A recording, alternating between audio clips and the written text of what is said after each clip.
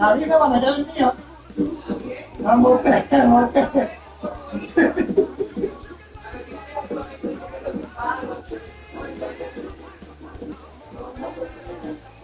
Ya se lo sabe.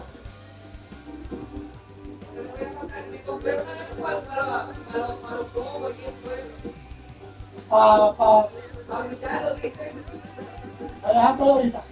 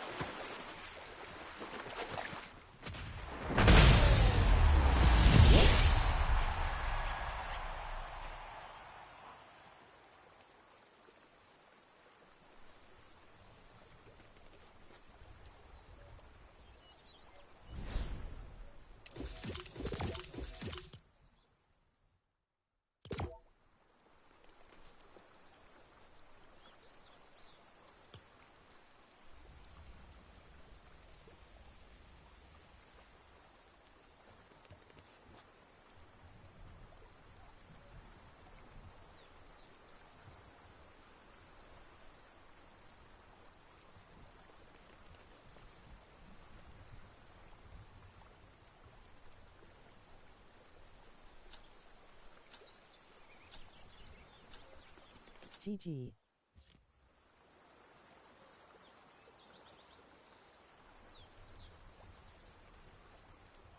GG.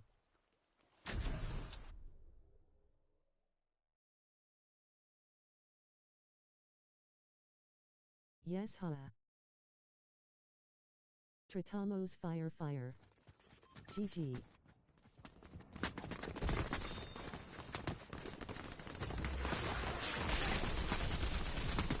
Hola, no olvid and subscriber so canal wide a jar to like.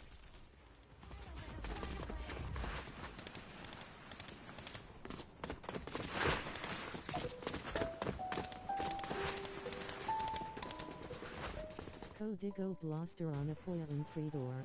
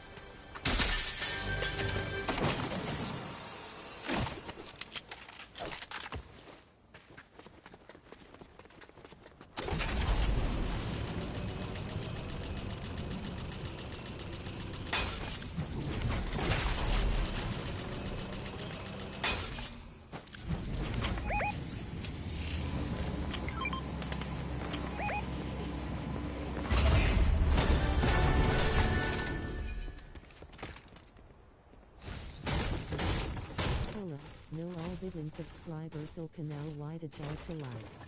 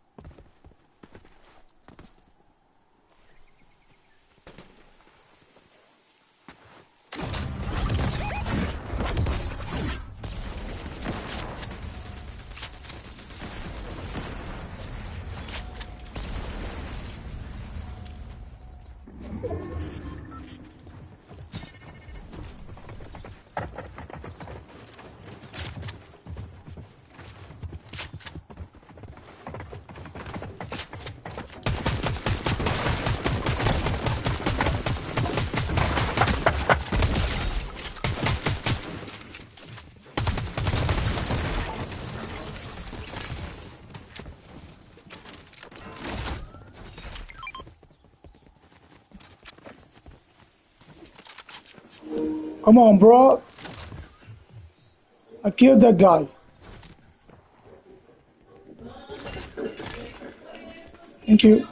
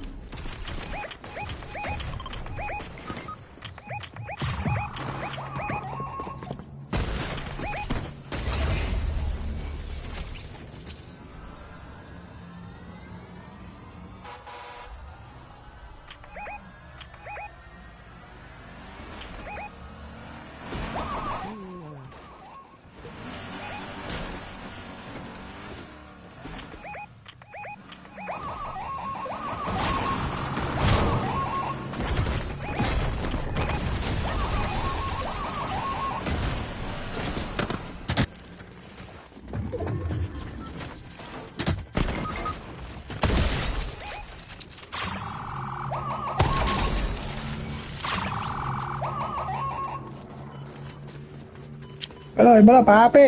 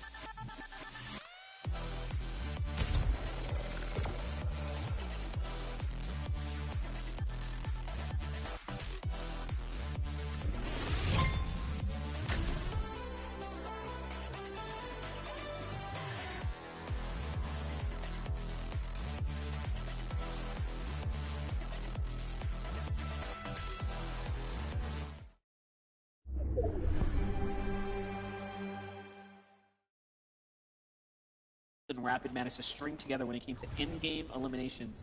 Clearly showed understanding, Jacob, given that they had just an insane amount of points based off of elims alone. Yeah, in 5 games, Monster, they had 30 eliminations, with their worst game being a 7th place. Unfortunately, that last game of the day, they got 1 elimination. They went down in 26th place, so outside of placement points, so all they got is those elims, which allowed for Acorn and Bolts, who's been consistent all of day 1, to get that 1-point lead with a victory royale. See how things continue to shake out. Hobby and Aminish here, sitting on the leaderboard, 5th place going into this game. And this is where there's a little bit more of a gap. Everybody in the top 4 has 311 points or more. Hobby and Aminish are sitting at 270 points on the overall tournament. You can see 15th place with 4 eliminations was going to be their starting game, and each and every one got better. Minish Javi here on the move, playing the outsides. I kind of like this, right? Using this Storm to tank here and go for the north side definitely is a strat. Now, this is a team that didn't tank Storm early, right? So they actually have the luxury, Jacob, here to take a little bit of Storm, right? Other teams will find themselves more in the Storm sickness kind of danger zone, but here they are. The zone moves right into them now, and they have relatively strong positioning here. Yep, on that mountain. So you can easily pull off of that mountain, but if you're up there, you can shockwave off. You can go ahead and take high, or just simply use the running shockwave to cover distance. 5th zone, going into 6, so it is going to be a 2 tick of damage if you're inside of the storm. Going to be changing into a 5 in about 20 seconds when it does close. But you're seeing why a lot of these teams are staggering themselves so long into the storm. They have extra white HP heals, and they just want to dodge all the chaos of this mid game, where typically you will take damage from other players trying to rotate in. Visual and Brave, they spot out Max, they spot out Moppings in the distance, and you see them kind of building and rotating parallel to make sure they don't take too much damage. Bucky and Zen, though, they're in the fray, in the mix. You see them teeter-tottering up and down below that damage threshold. As the dust settles, they're going to fall below, but Zen once again takes some damage, 103, and he gets a good shot coming out from Bucky onto Power, back to back to get the elimination as well. That sends him flying up that Storm Surge leaderboard. That was crazy. Big performance, big opportunity there for Bucky to keep his team in the game now. They went from danger territory to well above and safe now.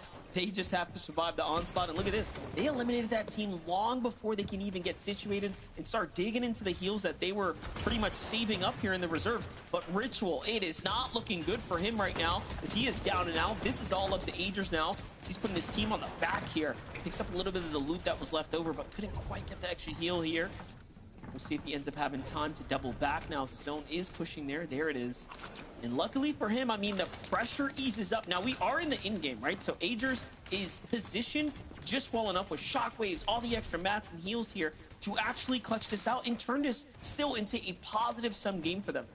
Yeah, it's 264 above the damage threshold. That can teeter-totter, pretending where the zone goes. You can easily try to go ahead and grab shots on players rotating through the sky. He's not the only solo there. You see Salt and some others on that side of the map. Probably easing the tension, though, since they're all solos. The chances of getting aggressed on are going to be very, very slim. As opposed to this side of the map, where you have Peterbot, Poyo, and a few other duos positioned 600 above the damage threshold. And you're seeing almost a different approach to start the games yesterday to start the games today. Yesterday, they were elevated pretty high up in most of these end games, going from zone to zone. This time around, they're going to start at the low ground and probably elevate themselves with each and every passing zone.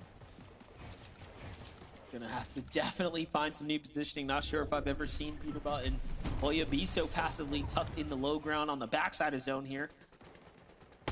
Look at this. The zone's gonna pull far and away. Now again, they have that natural terrain to play off of here, so they're gonna get a lot of value for their shockwaves. Real catch is if opponents start to base up sooner rather than later and get pretty much a bit of that high ground, they will be able to be opened up to a bunch of fire. Threats and Veer find themselves below the surge. They're actually trying to out-survive this, waiting for the moving zone here as opposed to looking for a fight right now. So this is a team that's going to be fishing for damage here on the moving storm. Yep. 126 below, even with that contested off-spawn fight. You got to imagine, since it is off-spawn, 100 HP. If they took damage, you saw Veer down to a sliver of HP at one point to start the game. So just because you're contested, just because you win, doesn't mean it's all joy at the end of the day. But you were right, it does look like their first attempt is going to be to out-heal it, but 17 players need to go down They're just on that line, 45 damage. They spot Skiddler and his duo above. They're trying to get one of those shots to bleed through. They have the Thunderburst, the consistent pressure, but no luck on their side. 60 below, taking damage. They have no extra heals, Monster, in this moment. They are going to jump above. Storm Surge for them is not going to be a thing, but they need to be persistent, try to put down the pressure, because just because they're ahead here doesn't mean they're going to be ahead in the next zone. Peterbot Boyo, though, continues to do what they do. We said that they were looking uncharacteristically positioned on the backside of zone. You can see it's ending up playing out in their favor. They find a Elim here, and then they rotate in smoothly right afterwards. But when you start looking up towards height, when you start looking at who's trying to position for the big win once again here, it's Clix and Higgs. I love that they're trying to take on this identity as a high ground team, and one that's willing to put everything on the line doing it. Yep. 8th zone, though, we've seen so many instances yesterday with team after team after team sending it for that high ground, trying to fight. Agers was one of them, but it's not going to be one of them in this game. 77 below the damage threshold by himself, tries to sneak a shot in onto Jarku and Corillion. Doesn't find any luck there, but he needs to be persistent because he is out of heals. 165 HP. He can only take about 8 ticks of this zone total, even if he was full health, and those ticks are being a huge difference maker, forcing him to try to make a play here. 145. He's going to be able to make it above in that last one because of the shockwave of somebody else. But now it's his turn to try to shockwave in. He takes that same amount of damage. The blessing here, though, Monster, for him is Storm Surge just deactivated. That's right. We are inside that top 40 from the high ground, though. Clix and Higgs doing exactly what they do best. Already finding several sets of elimination. Little extra damage onto what looked to be Curve and Higgs there, but while we look away, Zen tries to come up here. This is, of course, Bucky and Zen trying to make a play for height, but Clix and Higgs shut it down, and they remain successfully in control here at the moment. Now, do keep in mind, they committed very early here, and they didn't have max material. All that they're trying to do right now is show that they are willing to dominate height here and play for the win. Yeah, Higgs finally getting that elimination, getting cleaned up for Bucky. Looking towards the backside of the zone, trying to find Blue, but instead he finds Tyler Chance. Not sure if they see Peterbot and Poyo either. They're going to shockwave to the front. Not just yet going for height. We still got a few more zones for that to be a possibility, but if you look at their material count, they might have to get an elimination first. Muzz and Sphinx going to be above. Acorn and Bolts down below in the mud. Find themselves 2 more eliminations here. Acorn not getting one, so no siphon for him, so he has to beeline it to the zone. Not a lot on the Chug Jug either, so a dangerous position here for Acorn to be in. And there's opponents in the storm as well. Bolts is somewhat left behind here, trapped in the build. Meanwhile, Cold and Rapido, a single Elim, but this is where we've seen them do best. I won't count Cold out any further, as I've done that once before, and I made the mistake by saying so. Veno, Curve on the other side, have 4 eliminations. Pressure coming in here. This is what we wanted to see from Veno and Curve. Yesterday, they just couldn't quite figure out their end game and find their footing. But now, here we are, seeing a stronger than ever Veno. Yeah, and they have almost maxed out materials compared to everybody else. Peterbot and Poyo running out, trying to get into the box. They don't find any opportunities there, so they just continue on getting to the front side of the zone. Chug Chugs, pizzas. Poyo has plan B ready if it does come down to it, but high ground gets contested. Clicks falls. Higgs being forced out of zone. It's Salt and enough. A whole new team entering into the mix, ready to make day number 2 count here. They already have those 3 eliminations. They're looking up, making sure nobody else is up there. They don't see anybody, so they immediately set their eyes back to down low, and that was the distraction. That was the mistake. Flying from outside of the zone, Curve and Veno are now our new teams on high ground. Excellent execution as well from practice to putting it into play here. Curve and Veno have the high ground here. No heals though, so we'll keep an eye on them. Boyo is down and out. Peterbot left to clutch this up by himself. He makes it right into the top 10. Gets a little bit of HP there, but unfortunately will fall just short. Now Curve and Veno assessing the situation here. They have mats to play with. They have the height and the distance from the rest of the opponents, but can they put the pressure down?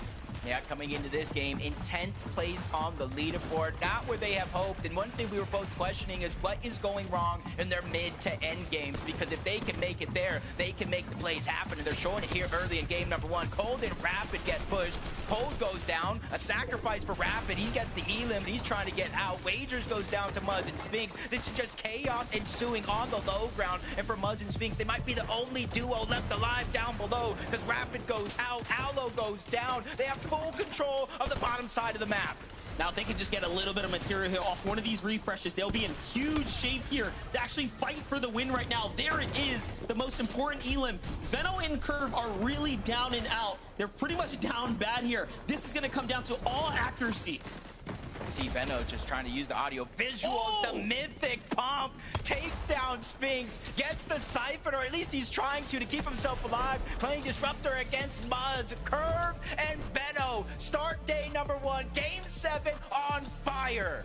And Veno is that guy. He's the guy that we knew that coming into a second day, he's going to tweak the game plan. He's going to make sure he's going to be able to perform here, Jacob. And they did just that. What a win for them right there to go and wrap up the first game here on the second day. Game 7, Zeke, is now officially wraps. Veno, no way! Did I just see that insane shot? Veno, oh, I cannot believe this, guys. I thought to myself, game 1 has to start strong, right? Like, game 1 of 6 today has to start strong. And Curve and Veno get a 9 elim victory royale. Kelly, I'm losing it. Yes, you are, but they aren't. And I think that there was a lot of us wondering if they were losing it after day number 1, ending the day off in 10th place, which, you know, reasonably isn't that bad of a position. But when it's Curve and Veno, we were kind of expecting them to be in the top 5 after day number 1. But if they continue to play like this, Vivid, if they're able to run that mid game and then wait for the opportune moment to steal height, just like they did in game number 7, then I can imagine we'll be seeing Curve and Veno climbing up that leaderboard as the day goes on. I mean, Veno coming over to NA, he was one of those players that people were kind of expecting to see up on the high ground, and that conversation kind of fizzled out. It felt like kind of, you know, coming into these grand finals, Clicks and Higgs, Peterbot and Pollo, they were the 2 main contenders that everybody was kind of talking about. And it feels like finally in game number 7, we get to see exactly why those initial thoughts of Veno looking to control the high ground were even a thing to begin with. And I gotta tell you, this is very, very scary for this grand finals and everybody that was above Veno and Curve at the start of today. Because yesterday in day number 1, they did not have any singular game where they got better than 10th place. This was their first time jumping into the single digits of placements, and they win it. And they look disgusting. I mean, that shot right there from Veno, you guys couldn't see me. My jaw was literally as far down as it possibly could go. He looks like he's in form right now. The duo's looking good. They made it to the end game all the way, and they were on the high ground. I don't know. I'm scared. Oh my gosh, this is why sometimes we talk about like day 2 teams, right? Day 2, they come back even stronger. Has Veno been set free? Is he off the leash? Is he going crazy? Oh, wow. Okay. Don't worry. We still have 5 games left to go. We're going to take a short break. When we come back, you know we have to take a look at those standings because there's been some changes. We'll see you in just a minute.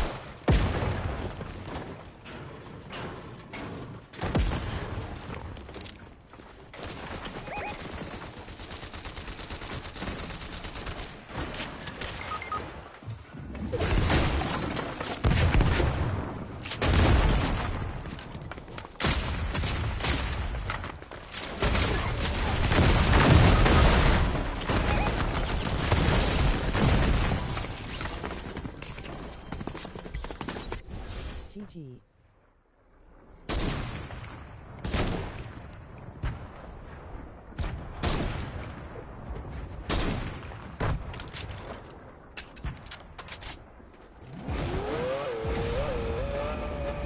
Tomo's fire fire.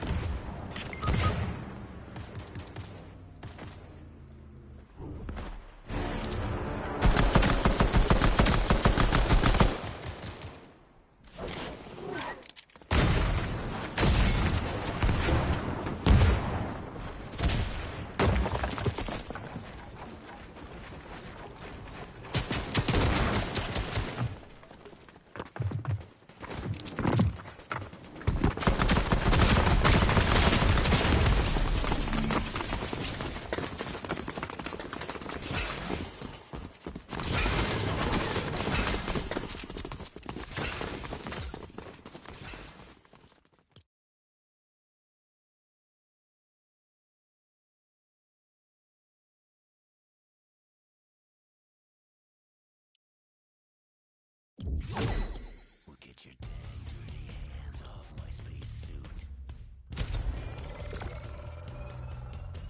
I didn't fall to Earth just to be your loot. More involved than you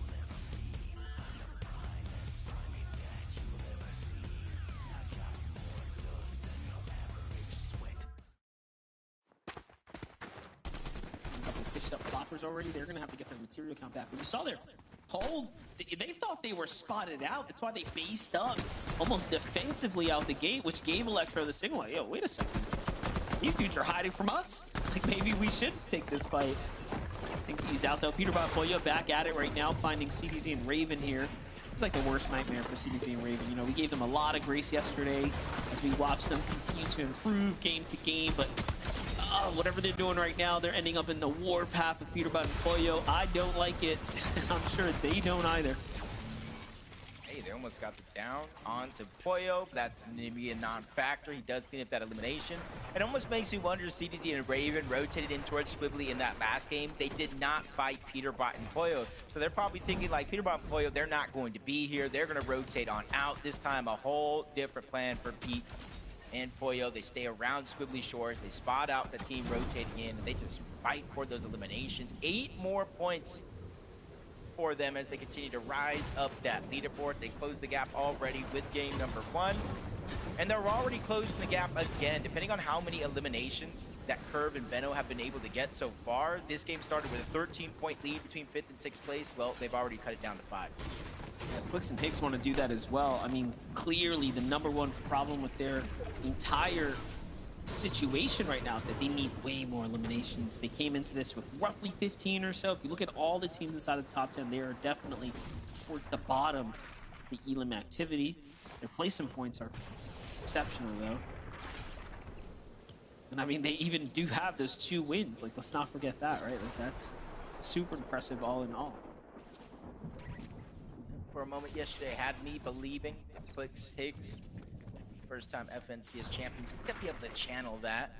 They're not gonna get high elimination games. They really need to start picking up consistent placements inside of the top 5 as Aegis and Ritual. Uncontested at Sandy's Trip. For the most part, this is one of those POIs we don't see very many teams rotate in and around. I think they know how aggressive Ritual and Aegis and how long they actually stay at this POI to protect that mending machine.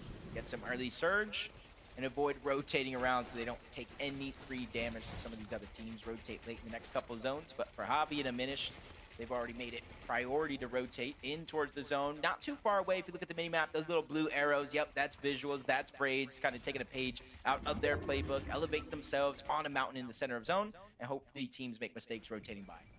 Yeah, their strategy hasn't changed. I mean, even last game was not too bad. If they could have just pushed it a little bit further, they'd be sitting still inside a 3rd, but 16th is still an end game, you know, overall. However, the big points start to really add up if you break into the top 10, closer to that top 5. Nothing Sphinx here. Don't see Sphinx. Yep, looks like he must have been caught in some of the action here. Look, Jacob, we were talking about how fast, you know, the first like 2 zones have played out, and then from then till now, it's almost as if no one's been eliminated. We're still at that 76 player mark. It's almost the feeling of some of these contested drops or the surrounding lands, a little bit of freedom, because everybody has that time limit where they have to drop, they have to get their loot, they have to mat up, they have to grab their resources, so maybe that's the little window of opportunities some of these teams are going ahead and taking for their own. Play out here. Aggression is going to be the name of the game if you're looking to make up with some of those points. We see Benno and Curve already doing it. We're seeing Peterbot come online with doing it. In instances, we talked about some of the solo clutch impact points monster. Aegis wasn't necessarily on that list, but if we would have kept the list going for these last couple of games, added on top of that, Aegis did move, I believe, into the top 5 of solo clutch players. Most definitely. This is a great kind of position to start catching up. Talk about Visual and Breeds' journey, right? Look at this. The zone's pulling south, and this is actually favorable for them because they have some distance from the edge, and they can see all of these potential opportunities of teams that have to move long before them. So they have their clear pathway to success to overdrive out, and then they have teams all in the distance here to kind of pick apart in the process. Meanwhile, though, Clicks is actually in a world of trouble. Why in the world would he end up by the Dark Dominion? We'll just have to figure that one out here in a second. But he's lost Clicks in the process. Yeah, For Hicks. Decisions, yeah. Big part of their game plan here. And you can see, it almost looks like they might have been rotating underneath. Not sure why Rapid and Cold would be down there, but you can see why they were getting aggressive. They're rate 252 above the damage threshold. Clicks is actually pushing right back in. He's trying to go on the offensive. I'm not sure if this is the plan right now or just to simply try to push them back for the free reboot card. Either way, a brave play coming out from Clicks. Probably knowing that Cold was weak, a lot of HP missing, and he's actually going to be able to steal away a pizza out of the hands of Cold and Rapid. It's just a matter of Cold and Rapid rotating out. Clicks probably checking to make sure, and now everybody is out of Dark Dominion. So even though in this moment, Monster, it looks like disaster strikes, they're going to have a breath of fresh air and time to breathe if he can get that reboot off. The only thing I can think of, and we will have to go to the replays to find out, he had to have been fighting for Higgs's reboot card, right? There's no way he's just going to go challenge a team like that, right? Like, not for no reason, at least, not as a solo. So in the end, though, it plays off. He ends up doing exactly what he needs to do, and he comes out ahead. You know, the extra pizza box is definitely going to be a huge win for them, especially given that they're in the zone here. So Peter Bot Pollo, though, in a bit of a standoff right now, and they have the zone. Okay, this is actually perfect. 800 damage above. Material count not exactly maxed out. However, though, they have everything else going for them. That whole team next to him, Flex and Light on the other side, trying to put down pressure, possibly force Peterbot and Pollo back, but we're going to have some time here in a moment as they drop down a whole nother layer. A 5-tick zone, and we tune into Reet right now. No Cooper in sight, having to burn through his materials. Multiple teams, looks like they spotted him out as a solo. Send some fire his way, trying to put down pressure, but the zone max pulls yet again away from Reet. Got to see if he's going to actually try to go for the revive here with very little materials or play it out as a solo. I think he has no other choice but to play this one out as a solo. But it's not enough time to get the revive. Both of them will end up going down. So Reet, a lot of pressure on your shoulders here to finish this game. Pressure on Bolt and Acorn as well here. Below the surge, we were highlighting the fact that teams like Acorn and Bolts didn't have problems with the Storm Surge at all, at least doing damage to them. And then we come in now, and already that's not the same story here at all. Acorn, so much pressure here, doesn't even have time to go and heal. But Bolts comes in to back him up here. This is onto paper. This is really going to come down to whether or not Bolts can buy his teammate a little bit of time. He's done it so far. He finds paper there, and paper goes rolling away off to the side. Rezi now in a one-on-one against Acorn. Acorn, you got to fend for yourself, son. This is going to be tough. Rezi's trying to hold it down. Acorn, though, the big Acorn is here, and he does what he needs to do to stay in the game. But no, Bolts have to leave him. Oh my gosh. Oh my.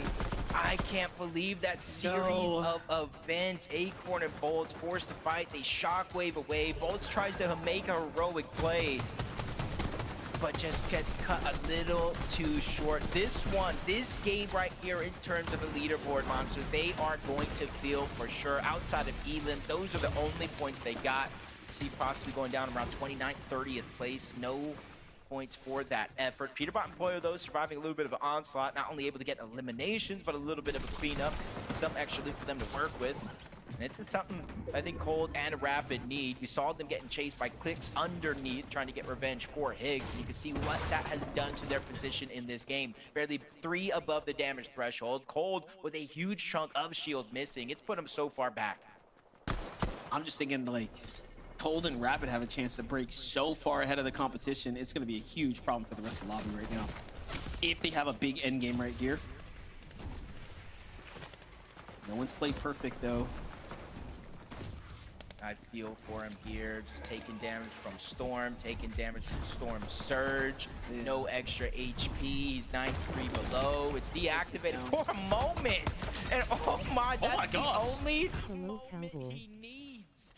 Literally, if it was still actually active, Monster, he would have been ticked down for sure. But Reet making a play, 4 more points in this game. 2 teams need to go down, and he's going to start getting rewarded with placement points. Hey, man, he's back like he never left right here. It's got 2 big pots as well to bounce back in the game. Pressure on Braids and Visuals from the side here. These are his walls, too. He can get in and make some pretty dirty plays here. But talk about a way to claw your way out of the grave for a second. Visuals and Braids, though. Look at what happened here. Just shortly before they made that rotate, they actually find an elimination there, an important one as well. At 3 HP, the Siphon is what's going to keep them in the game, remaining competitive. I saw that while we were hopping around, Clicks actually eliminated 2. So we have some pretty big top 10 teams now, fully out the game. This is going to shake up everything as we know it. 68 below, though. Visuals, Braids get a little moment to breathe, but it's not going to last very long. see Braids had some extra shield allowing him to take the tick, but I'm not sure he's going to be able to find the damage, especially in a zone like this. Curve and Veno, we saw Shockwave from the backside of zone to contest the high ground. Nobody's really making themselves known as the team above the rest. They're not necessarily ready for it. 8 zones. Sometimes we say it's a little bit too early, and I think everybody has that same sense in the back of their mind. Saving the material, saving the Shockwaves, make a play for it maybe in the next couple of zones, but for now, Agers and Ritual, looking at what's in front of them, that's Slepsy, that's Wagers, they're putting down damage, trying to spray through the box. A couple of those are going to connect, but not enough to give them the green light to go. Yeah, there's one thing about the way Clix and Higgs played. They played these single towers and not really overcommit with the tarps. And I would love to see teams do that because high ground is completely free right now. Even Rituals and Agers are looking up like, wait a second, bro. No one's up here, and you saw him kind of break off for it. Braids on the other side, though, just popping off right here. Playing the edge of zone, gets a little siphon going. And now, look, you look up, Agers finally secures it. Peterbot Boyo come in. They were just waiting for someone to build the foundation. And now they come in to try to take the investment away from them, and it actually works off. Yeah, massive damage onto Agers, onto Ritual, forcing them away, but you still got to be careful for Curve and Veno, full HP, front side of zone. Agers gets left by himself. Talk about him moving possibly into the top 5 in terms of solo impact points in this game, and this is another chance for him to do just that. There's a bunch of points in terms of placement still left on the board. 4 points per elimination if he can clean those up, but he has to watch out because Peterbot and Boyo, not only they have the high ground, they notice him at second height, put down a little bit of pressure, forcing him down a whole nother layer, and then set their focus onto 20 and Neko as well. They're building up step by step, taking a lot of the focus from Peterbot and Boyo. Golden Rapid may not have won a game this weekend, but they've been playing low ground very well. But look at this. As I'm about to celebrate their key positioning, they get rolled up on from behind. Meanwhile, Curve, Veno doing the same thing they did before, play deep side of Storm, come bouncing way on in with the Flowberry Mist to just support them here for the high ground take. But Veno's got to be careful. He's right outside the box of Peterbot Boyo. It seems like they've conceded to give away the high ground, and it is theirs now. Veno and Curve here, Jacob, are trying to play for back-to-backs. Boyo's down and out in the Storm. It's all up to Peterbot to clutch it up, too. And back-to-back is 100% certainly possible, especially with the tough competition out of the lobby as Brilliant takes out Cold. Their run has come to an end. Vivid was talking about if they could repeat that same game, they could close the gap. But now with first, second, and third place out of your way, this is an opportunity to do it. But Peterbot by himself, 6 HP and a dream, finds a little crevice there to hold on to down below. Not able to get the elimination, though. He gets taken out. Top 6 situation. 3 solos running around. 3 duos still intact. Veno and Curve are still up above, raining down fire, not really giving anybody a chance to breathe and think outside of the box, which is Force and Seek to take this Storm damage. It's his only play here to try to get some extra placement points. Love what we're seeing right now. Veno coming down here. No material, just force the play chest to chest here while Curve's got eyes from the top down. Here comes the mist. Just give them a little bit of a relief here, but Tyler comes up, goes for the pop shot, doesn't quite hit it, and Tyler's got enough mats to actually do work here. Jacob, this is not a safe endgame by any means. It really is going to come down to whether or not Tyler wants to contest them on height or jump down low for some elimination points. Yeah, it's not just the build that I'm looking at. It's that mythic Chaos Reloader that can turn the tides of fights in the blink of an eye. But he's getting pushed by the solo down below. Seek, he gets the elimination. Siphon getting up to 200 effective shield and HP. More builds to work with. But up above, Curve and Veno, they're refusing to drop down low. They're refusing to give him a chance. So Tyler has no choice but to go up above. Big shot on the Curve. Tyler is trying to make dreams come true. He lands another shot on the Veno down below, trying to deny the back-to-back. Tyler, he just needs the one chance, but he is already down. He's by himself. 1v1. Zone is closing. 3 HP. Tyler clutches up. You know what? That might have been his biggest play of his career, and he definitely deserves it. There's one thing you cannot deny. A professional player with build is dangerous no matter who you are. Well played to Tyler and Chance there. What an exceptional game number 8 there we just saw, Jacob. Yeah, I was saying Tyler, he needs a chance, but his duo's name's Chance. He's down. Well, he got that second opportunity, and he ran away with it, Zeke. Are you not excited? That was... Dude, I'm sitting there like, Tyler's walking around taking these shots. I'm like, oh, myself. You know, I'm thinking like, oh, get out of the way. No. I just... you know, it's one of those situations, right, when you're like, dude, this is Curve and Benno, right? Like, we're about to see the back-to-back day 2 grands, and then the moment we pop over to Tyler, and you just look at his build, you're like, this guy's 90 builds. Like, GG, just kidding, it's all fine. Like, Kelly, and then just to hit those shots. To hit those shots again, like in a 1v2, in a Grand's lobby. Oh my gosh. Oh my gosh. I know no one wants to be stuck in the low ground when there is so much chaos going on, but having 90 builds in the final moment right there when there was literally only 3 other players alive just goes to show that maybe getting those refreshes can be so beneficial because you just stay so stocked up.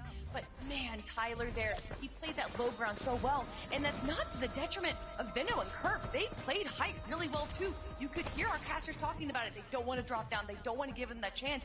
So that gives you that kind of understanding that Veno and Curve were aware of the position that Tyler was in. And look at this, even in these moments, he didn't have any build, Right but there. getting that Look at refresh that. right there, Vivid, is what made the difference. We tuned in. He was in 11th zone and he had 1 build. Skip ahead 1 elimination. When's the last time we saw anybody in any competition with triple-digit builds in the final zone of the game? And I mean, listen, I wanted Veno and Curve to go ahead and win this game because the Surgeons up the leaderboard. Yeah, that would have helped them just that much more. But as soon as I saw 100+ materials, 100+ builds on Tyler, I was like, this one, he's going to be an absolute hassle to take down. And he absolutely proved it. Shout out to Veno, though, because even with the odds stacked against him, took him down to 3 HP. It was close. It was, man. I cannot believe how much day 2 is delivering. 280 points. And now we are looking to cement ourselves in that top 13. Shout outs to Tyler and Chance. Okay, we're going to go to a break. When we return, again, we've got to take a look at these standings. How are things developing? More after this break. Stay tuned.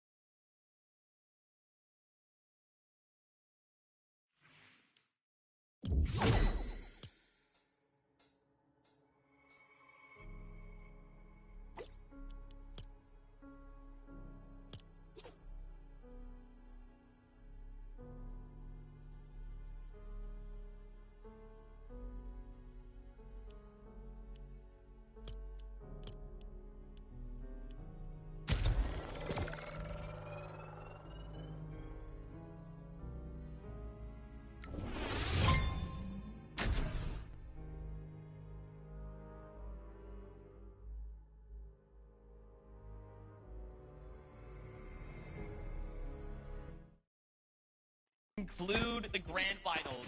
Casters, we're going to send it your way to prepare us for game number 9.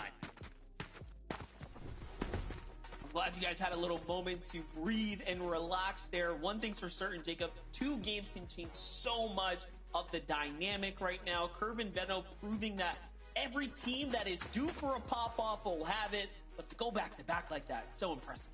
Yeah, it's definitely going to be tough, but one thing that I've learned from Fortnite, I've heard from Fortnite over the years, high ground, they might win games, but low ground tends to win championships, and I'm not sure. We've seen Cold and Rapid on high ground once throughout this week, and I'm not sure how much that would change, but the next game is ready, so let's jump right into the action.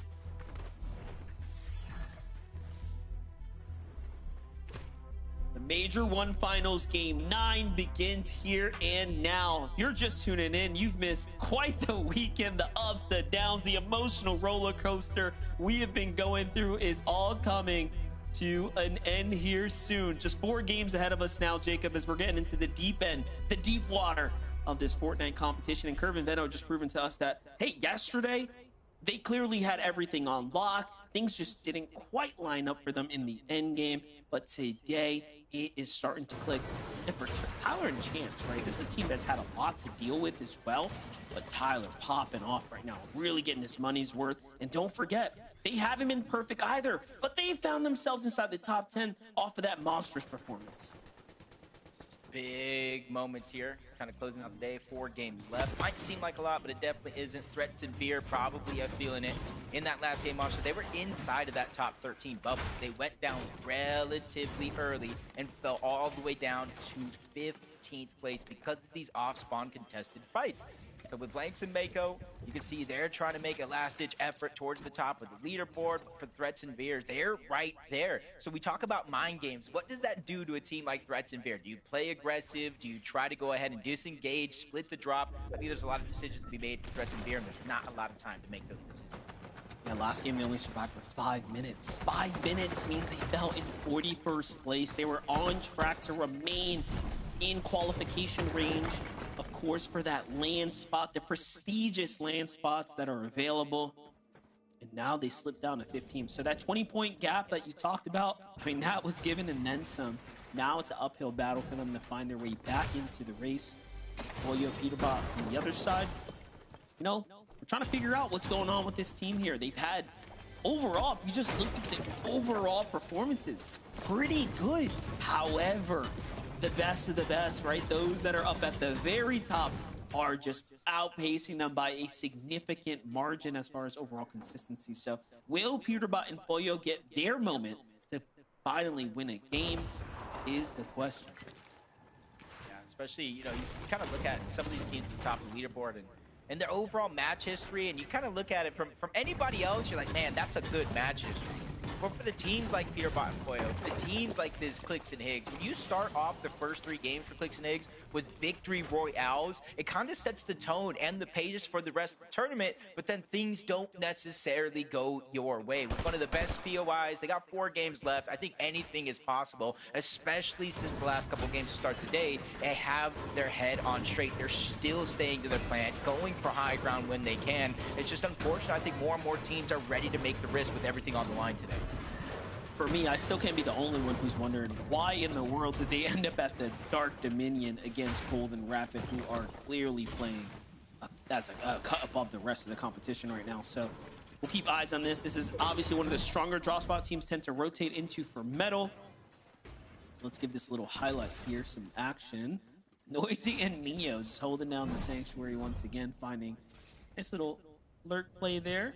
Meanwhile, Tyler and Chance survived the Boulevard. Looks like Curve and Veno have not decided to push down south towards his team, and instead they end up disengaging and out towards the southern edge of the map. This is something we saw Tyler and Chance do in that last game. They landed the south side of Battlewood. Sometimes it can be a little contested, so they immediately go towards the south and try to cut off the loop path of any of these teams. that are on this portion of the map. Going to be plenty of opportunity depending on what your timing is, but it seems like Tyler and Chance barely missed their window. Players going to go ahead and rotate around for free. Aviv and King, though, another team. Aviv, we're talking about solo clutch and big impact points. Aviv was one of those players on the top of the leaderboard, and then you take into a fact like the eval finals right before FNCS started. They were the only team to win 2 different games, so they have the blueprint. Just unfortunately, we really haven't seen the success that we'd hope for from a team like this. Kind of seeing if they can really bounce back in today's tournament. I think there's plenty of time and opportunity. They're at 174 points, though. About 80 points down away from that top 13 window. Yeah, it looks like every other game they're making somewhat of a semblance towards the end game, but not quite being able to push the boulder past the peak of the mountain there. Get that momentum going, but Veno and Curve actually find Magma, G-Monster right here, trying to set up. And I don't thought he was spotted out, but Magma's got no idea that he's actually approaching this close here. I want to know if he's going to go for the high ground player or the low ground ones. G-Monster's exposed as well. I think they might just go for a straight chop, but Magma's dropping down low, so he's probably going to wait for the window to open. He go ahead and disengage out. G-Money gets spotted out on the other side. Don't take your pick at this point, because Veno and Curve are ready to go all in. Boxes up one, slides into the box onto Magma. Now they're going to go ahead and take down G-Money. A quick 2 eliminations. Veno and Curve, they're not slowing down. And I've worked with Veno enough times to know exactly what his thought process there, right? Put the pressure down on the other opponent. The other one's gonna get risky. He plays the switch reverse card, lands on him, boxes him up before he even recognizes he's actually the one that's the target. Veno is just playing different right now. And again, this is no different than what we saw yesterday. They have been overly successful in the early game. And now that they're finding the end game kind of formula, right? The solution to their problems. That's why they've been able to close this gap so fast. Not sure how many teams can really take them on head-to-head with the way they're playing so far, so you maybe have to catch them on a rotation, maybe get them lobby focused. But Bolts and Acorn talked about their strategy. Vivid broke it down, that long launch pad towards the back. They combine both the Fizz and the Shockwave for easy rotations just like this. We jump on board Creon Dragon, the third party to fight to start the game yesterday. It was Reet and Cooper as well. We talk about threats and beer falling outside of the bubble. Reet and Cooper are surely close to that same situation. Not sure how Cooper went down in that last game, but we saw Reet by himself in some of those later zones, struggling to get out alive. So this is going to be a little bit of a makeup game, a little bit of a redemption to kind of build that confidence back up.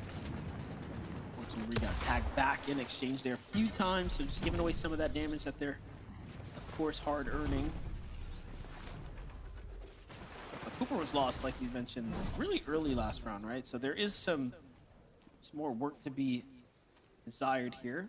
Blake and Preston, though, already at 2 elims, and look at this. It's just trying to sneak up, find another player here, lurking in the box.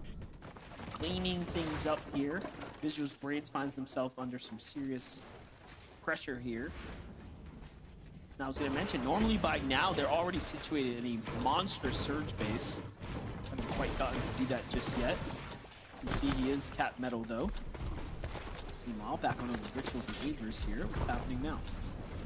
Yeah, I'm not sure if they heard the noise from Blake and Preston. Maybe a reboot, not sure, but they see Preston by himself. I'm looking at the mini-map. I don't see Blake anywhere in sight. Gotta imagine he's either gone or outside of the lobby. So Preston on the clock, inside of the zone. It's only gonna be a 1 tick here, but they are tracing him down. He gets the patch up, which is huge. Back-to-back 50 HP being regenerated. No time to pop the shield, though. So he's buying himself a good amount of time. And the longer they stay in the zone, if Aegis and Ritual don't heal up, they could be 1 shot away, but they sneak the shot through in yet again, and the numbers advantage work in their favor. Aegis and Ritual solidified their 2nd elimination here. My only question, Monster, is how much damage they took overall chasing that one down. Yeah, definitely wasn't the cleanest fight. SU Dozer against Acorn and Bolts right now on the edge of Storm here. Dozer SU looking to rotate out right now. Little do they know, though. Seems like there might be a duo here watching this little angle. It's actually Ravens and CDZ who have a bit of a choke point here down in the low ground. But Acorn and Bolts hold strong. They want to maintain position here in the bush. CDZ had no idea they were there. So there it is. They get a couple attacks. Off they go. Good rotation here for Acorn and Bolts, putting them much ahead of the curve. But one thing I noticed kind of looking at that leaderboard, you got Cold and Rapid in first. Benno and Curve in second place. Which you're thinking both big teams, right? But remember the reason why Venno came from EU to play on NA in the first place. It was to play with Cold. They had a bunch of lackluster performances, which caused them to split different ways. At one point, you saw the Peterbot and Poyo split up. Venno was going to play with Peter, but then he went with Curve. Cold was like, I'm going with Rapid. They already qualified for the Reload Elite Series finals, so they already had that chemistry. I think the community saw that one coming from a mile away. So it's interesting to see two teammates who broke up now fighting for first and second place on the leaderboard. That's right. And Minish has that LAN experience as well, right? So bringing something totally new to this team here. And if they continue to do what they're doing and stay on track to make it to LAN, that's going to pay off for sure.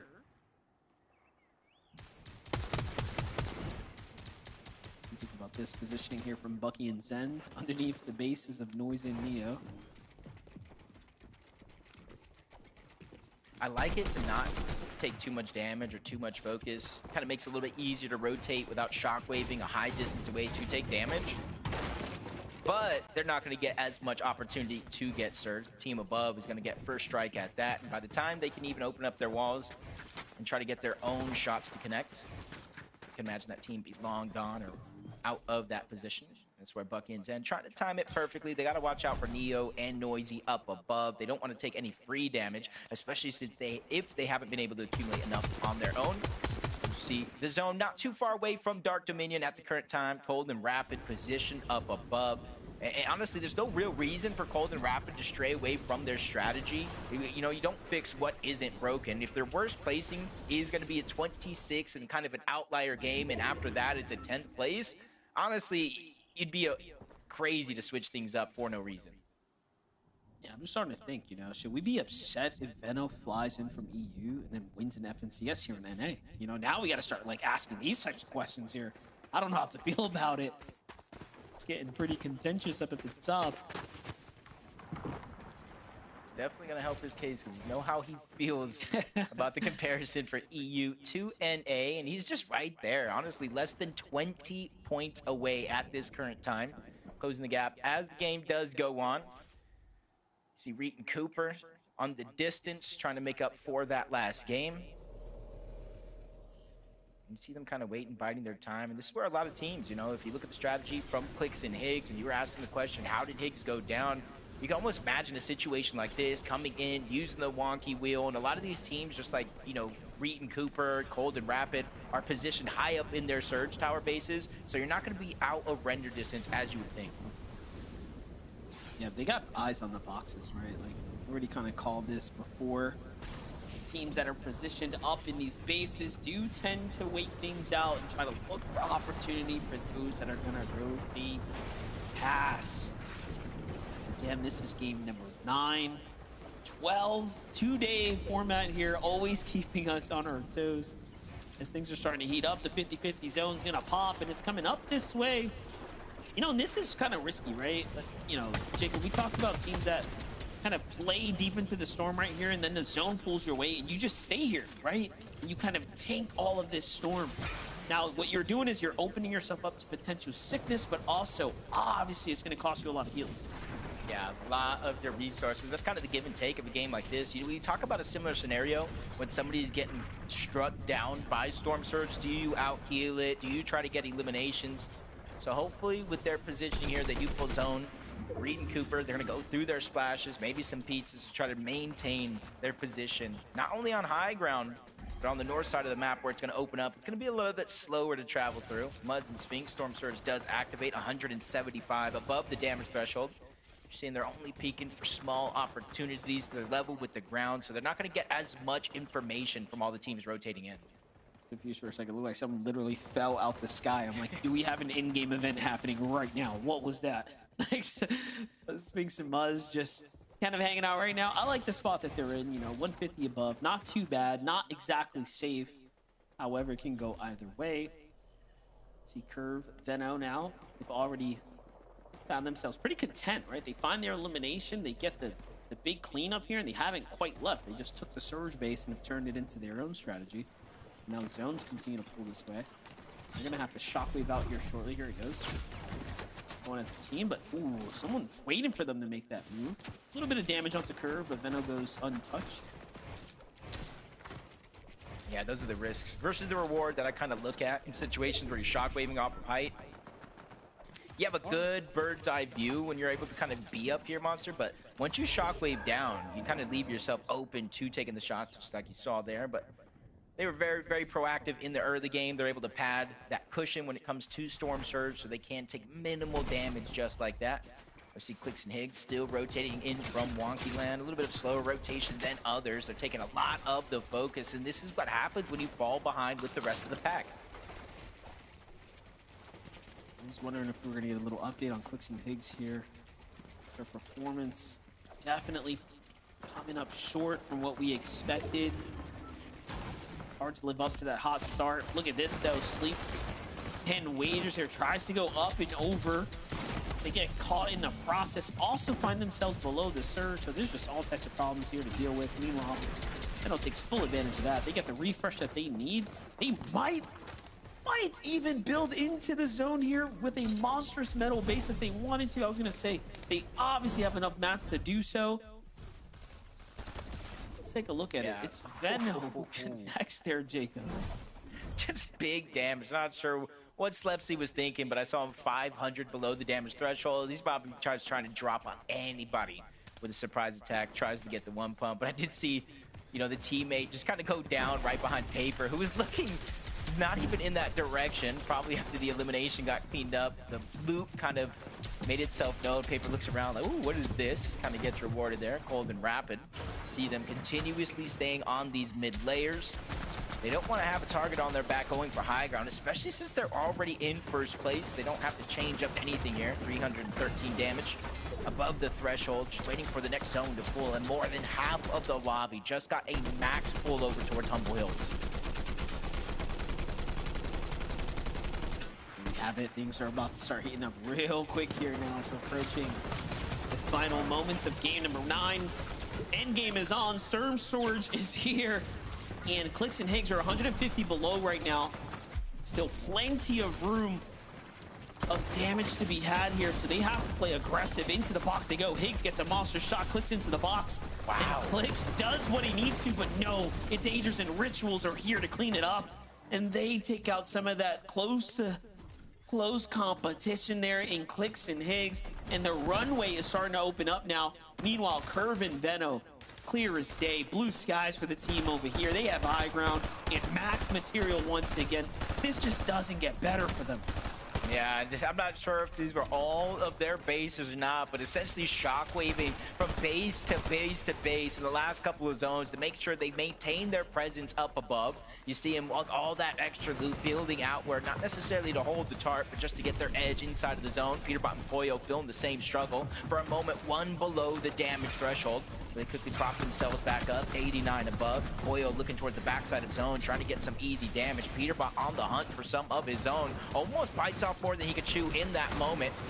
But either way, Poyo was able to clean up at least one elimination and continue to build up on that Storm Surge. Only 3 players need to go down before it deactivates, but as they get eliminations, so do Cold and Rapid. There goes another one for Cold, adding to his total. It's crazy, man. The amount of eliminations they managed to find in the end game is so impressive. And they're in the lead, mind you, right? So this is really going to give them that room to run away with it. And you start looking at players like Rapid, you start looking at players like Curve. Having an FNCS championship under your belt is one thing, but having it on NA just hits a little different too. So for some, they're looking to unify the belts. For others, they're trying to put the stamp on their name. And for folks like Curve, talk about really showcasing you're one of the greats now of the new era. But first, you got to do it. Rapid and Cold continue to play the strat. Going for low ground front side here. Now, this time they do have low material count, so they will need a big refresh. Which honestly doesn't worry me just one bit. Curve finds one though. They're on 8 eliminations already, continuing the pressure on the lobby. Absolute destruction here on NA, and really have to take note. If Veno finds himself in first place when the tournament is over, he will be a new 2-region champion. EU and NA Central, arguably 2 of the hardest regions to win a championship on, but they still got a quarter of the tournament left to play. Tyler, forced by himself, loses chance. Backside of the zone, he's getting pressured by Jack, NPen, and a few other teams. Everybody forced to rotate in, finds a Fizz, trying to take advantage of that, but he runs into Peterbot and Poyo on the other side of the wall. Luckily for him, it looks like Peterbot and Poyo have their hands full, so they don't even look back, but as we tune back into Cold, he's by himself. No extra heals, no build. This is what the entire lobby needs to have a chance. And they're only in top 20 right now, like barely holding on here. For Cold to fall, the runway really starts to become available now for everyone else. But look at this, Veno lost in the process. Curve forced to play high ground by himself. Meanwhile, Acorn and Bolts find a 2-set elimination now low. And then we jump right into Poyo, who also has a refresh of their own. And everyone is clawing back into this competition now. Yeah, with first place gone, we got Curve by himself, we got Aegis Ritual, Acorn and Bolts, even Peterbot and Poyo, that all could be our first place team after this game, and they're ready to make it so. Big Elim up towards the top, Peterbot and Poyo, they send it up towards height, give themselves a huge advantage, and another 4 points for those eliminations, even more with the placement as it comes in, but down below, the counterparts, Aegis and Ritual still running wild. 5 eliminations of their own, they have pizza, they have splashes, they have materials on top, so they don't even necessarily need an elimination. If you line it up, they will knock it down. Bolts and Acorn here, 4 eliminations now on the low ground. Peterbot and Poyo, we already know, have solidified their high ground position. Bolts just continuing to do what he does best. That's a monstrous refresh, and he picks up everything here. Gets the Chug Jug as well. He's just living off the siphon, but no, Acorn gets caught there by Javi and Aminish. Tyler still holding on here as well. Somehow finds his way into top 5. When we last checked in, it was 20th place. And Tyler is just clutching up, showing us how badly he wants it. Bolts here on the low ground though. Javi and Aminish here, full duo. Versus, of course, Peterbot Poyo, pressure from the top. It's not looking too good here. Yeah, Bolts just getting pressure from all angles. Both of the duos sandwich him, eat him alive, but there comes the drop down coming in. Peterbot realizing it's going over recycled builds. They can maintain their presence, but a blessing for them is the same blessing from down below. Javi and Aminish are able to utilize that same scenario, and rightfully so. Look at their material count monster. They were almost out of mats altogether. Yeah, Peterbot knows what to do here. He's just got to keep that relentless pressure coming down. Hopefully he can pull for the win. But Javi comes up, finds a little cheeky angle from the side there, but he's got no mats. Peterbot also punished too. Aminish's got nothing, but Poyo's coming down to finish the job. Peterbot's already got the full conclusion there, and now, Jacob, it's just looking like a 2v1. Yeah, basically, Javi's living on borrowed time here. He might know it as well. No extra material. Zone pulling on over. Yes, he can farm up a little bit, but double Thunder Burst up above. The mythic AR, they're going to melt through those builds, and that's why you see layer by layer, Peterbot and Poyo dropping down. They just don't want to take any big risk here because they know this one is definitely in the bag. 9 eliminations so far, and if they're able to clean this one up, get that elimination onto Javi, this could be a double-digit elimination victory royale. They catch fire at the right time. Peterbot and Poyo on top. You know, they were due for a win. That's what we kept saying. We're looking at their performances. We're seeing them make these end games. But the biggest question that was remaining was, when are they going to get that victory royale? And you know what? They couldn't have done it in a better time and at a better game, right? When you have Cold and Rapid there, Jacob falling early too. That right there is going to conclude game number 9 now. Peterbot and Poyo Zeke have finally done it. It's happening! It's happening! Peterbot Poyo! Okay, everything. No, Kelly, it's happening. We knew it was gonna happen. We didn't know when, we didn't know why or how, but it's happening right now. 3 games left to go. Game number 9. They finally decide, you know what, Zeke? You know what? We've been quiet. We've been under the radar. We've been consistent, but on the DL. You know what, Zeke? We're gonna make a statement. We're gonna perfectly overdrive all the way up in the height. We're gonna shut that down, take that over, and you know what, Zeke? We're gonna go ahead and get ourselves a victory royale. Kelly, they're doing it. It's happening. It's happening. You know, they say that there's 2 inevitabilities in life, death and in the final games. It is just inevitable. Peterbot and Poyo, we've seen them do it time and time again. The narrative has popped up time and time again. They're washed. It's over. Peterbot's done. And then they wrap up day 1, always still in the top 10, by the way. But day 2 is where they come show how they do it time and time again. Peterbot doing this crazy height steal to go onto Curve, who was a solo. Poor guy had no chance when you have Peterbot and Pollo flying up to the sky. I mean, you know, there's kind of the conversation amongst us saying, yeah, you know, they've been pretty quiet this grand, and they really haven't. I mean, their best placement was a 5th place. We're used to seeing these guys just win games, take high ground convincingly, and it just has not happened. But that being said, they kept themselves in contention, right? Even though they weren't having these pop-up games, even though they weren't having those performances that we're used to seeing out of them, they were still in like 6th place going into that game, right? Just close enough to 1st place where it's like, okay, technically it's possible for them to kind of catch back up. You know, they're just always flying around, always buzzing around. And then it happens. They win the game. It's like we literally brought it to fruition by speaking it into existence. These guys are back. They win the game, and I saw how many points they have. I can't wait to see the leaderboard after we come back. Oh, Vivid, you stole what I was going to say. 485 points. We knew going into that Golden Rapid had 446. But where did they end? Had they overtaken that #1 spot? Let's find out after this short break. Don't you go anywhere. We'll see you right after this.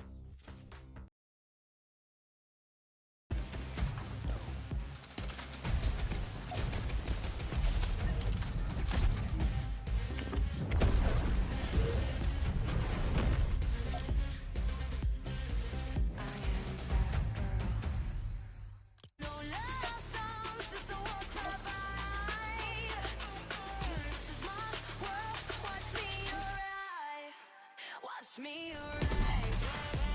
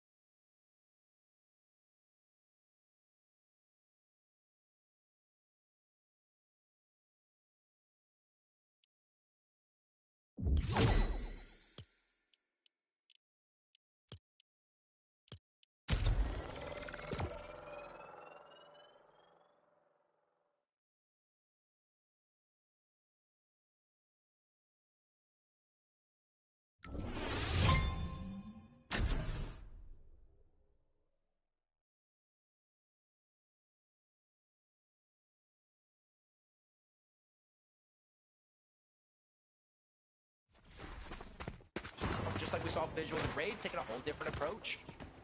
Slowing things down and just minimizing the risk of them actually getting eliminated.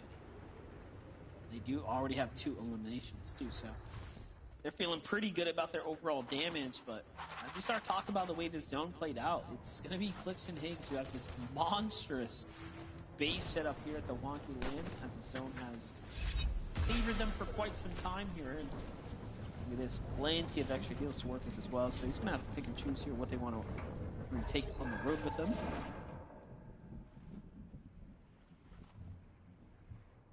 Plenty of time to wait. Zone is pulling towards the south.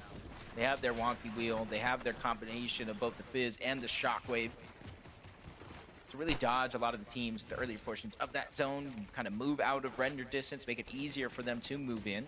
And you see the zone is kind of pulling off the shores of Squibbly over into more of the mainland. And this is where you do have a few different mountain ranges that will be in play. So rotations being quick, that is of the essence here. And that's where you see now, for all those other players that have waited until this zone to try to move their way in, you're seeing Cold and Rapid, they're pulling that edge of the zone. Instead of going straight in, they know this side of the map is more than likely uninhabited by a lot of the players, so they're just going ahead, taking a slow approach yet again. They don't seem to be in a worry, and they don't seem to be desperate to make any big plays. Yep, and they got little bushes to play with as well here. So with the zone coming back their way, look at that. They have a nice little ambush set up there. All the teams rotating in. Peterbot still finds himself safe in the positioning here. So long as they found their damage, they'll be just fine. Majors and Ritual haven't really moved either since rotating their last position here. They're only 83 above, so this is a much more precarious situation to be in. Yeah, it might look good. It might look good now with the damage being above the threshold, but you know as well as I do, the way that some of these games have been going, you'll be above in one zone and then instantly fall below in the next. Just, we need to get down to a certain minimum of players for each and every one of these zones as the game does progress until it eventually does turn off down to 40 players overall. So they're really playing, tiptoeing with that line when it comes to Surge. Cold and Rapid, similar situation, only 143 above, and it's not easy for them to rotate from point A to point B. About 30 damage is going to get taken off of that Surge. One thing to note, though, they were max material coming out of that storm there, so they are in a prime position here. Don't let that material count fool you. They are getting late into the end game here. A little bit of storm full luck here, and you'll be in a great spot to be in. Overall, though, Peterbot and Boyo, the same could be said for them. They have this high ground base. They've had the zone this entire time. They're finding a tremendous amount of damage from this advantageous spot, and now they get to shockwave out and play into the Dark Dominion. So this is actually Cold and Rapid's draw spot.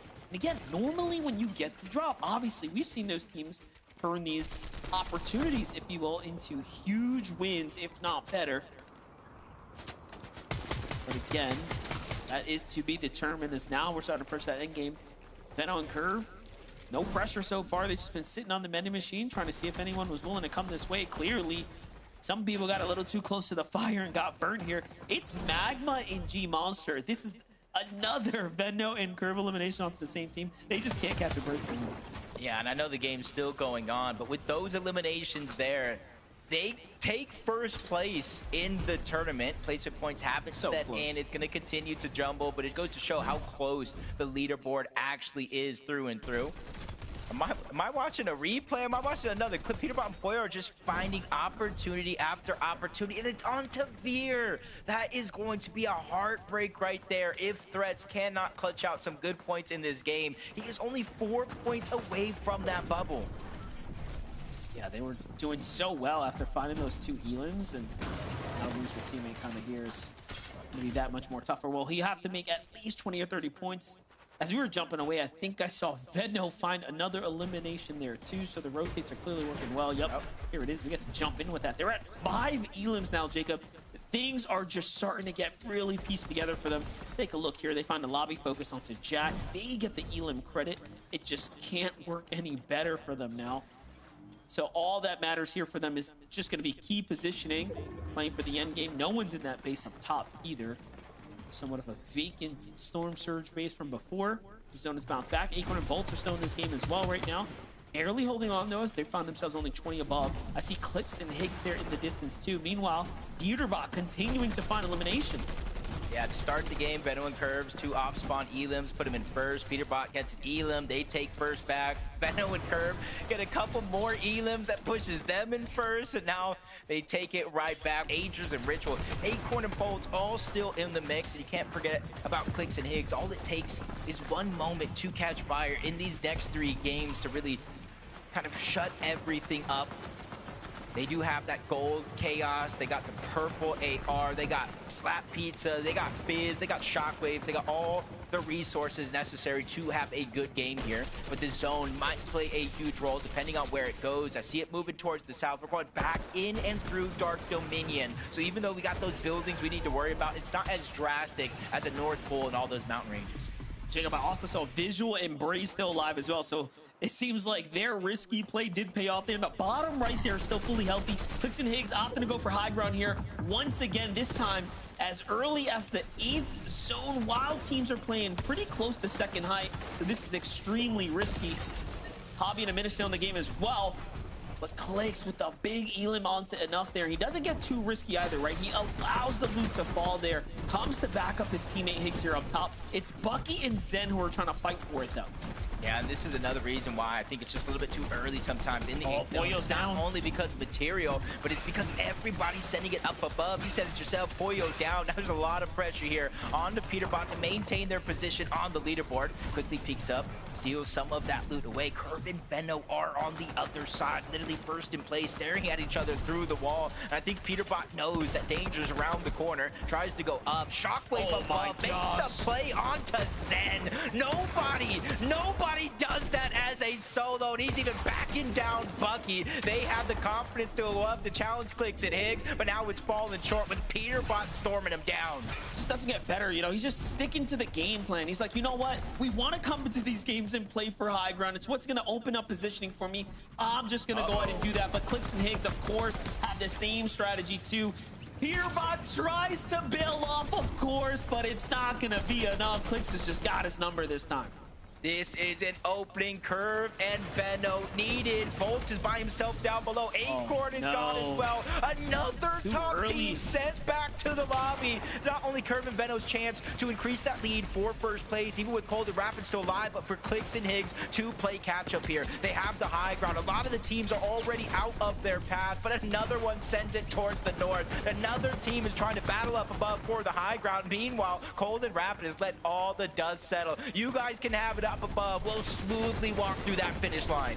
Don't forget, Hobby and Aminish were in 6th place coming into this. They have a chance to fight for first as well, and they're trying to just show us that they have life in them as they go up, but Clicks and Higgs is willing to battle it back on over into their head. They're really just wrestling for high ground right now, and it's cost them so much material. Clicks and Higgs have almost given away the win condition at this point if they can't catch this refresh. Yeah, you see Curve and Venno just waiting in the shadows so smart. for a moment just like this. Everything up above is expended, but they're actually looking down below. Look at the material count, the lack of resources. They might have what they need to take the high ground, so Clix and Higgs have to give it up. Hoppy and the Menace, you said it yourself, from top 6 to start this game. This is their chance to increase their positioning, but Venos backs up against the wall. 6 builds, tries to find his way to the front side of zone while using the bare minimum. Curve ends up in a scuffle against Clix. No builds left. He's going to have to reposition, and now Clix is by himself. 2 HP. A quick peek from Veno. He returns back to the scene of the crime to take down his former teammate. Unfortunately, he did lose Curve in the process. He finds Prom here as a solo, but no, Nut comes to back him up, and then he has to back off here completely. Look at this. Veno didn't even get to pick up any mats either. So now he's down to 4 builds. But hey, look, inside the top 10 now, still earning points, but you have Cold and Rapid making up for time lost. But Veno's still going. Down goes Taki too. And now he's at 9 eliminations here, Jacob. This is a legacy at its finest. And Veno is really trying to put on, not only for himself, not only for Curve, but the entire EU region, saying, hey, look, it could be that easy. Cold and Rapid, though, still a big pain in their side, but Rapid goes down. Muzz and Sphinx drop down from above. This is literally chaos at its finest. This is crazy. The points here being added up. Meanwhile, Veno is just soaking up placement points because the lobby's doing the hard work for him. And he goes into monstrous shot onto Ritual. Oh my gosh. Veno just continues to do it time and time again. And don't count him out just yet. That's another huge shot. The Fullberry miss drops too. Can he get some time to pop it? There it is. Tries to break out through the top. Look at the game sense, the awareness to break out of the dangerous layer. Veno is firing on all cylinders right now, and he is still going. I can't believe what we're witnessing. Veno is taking over in this endgame, but he has to be careful. The only solo left is don't come for a Minish on the other side. A huge shot's gonna be fired. A Minish goes down. It's a 2v1 monster. How is he still doing it? How is he managing to earn these points? He's trying to get it back in blood. He might actually get this elimination here too. Zipta falls down. Void's all weak. And he gave us the performance we were looking for there, Jacob.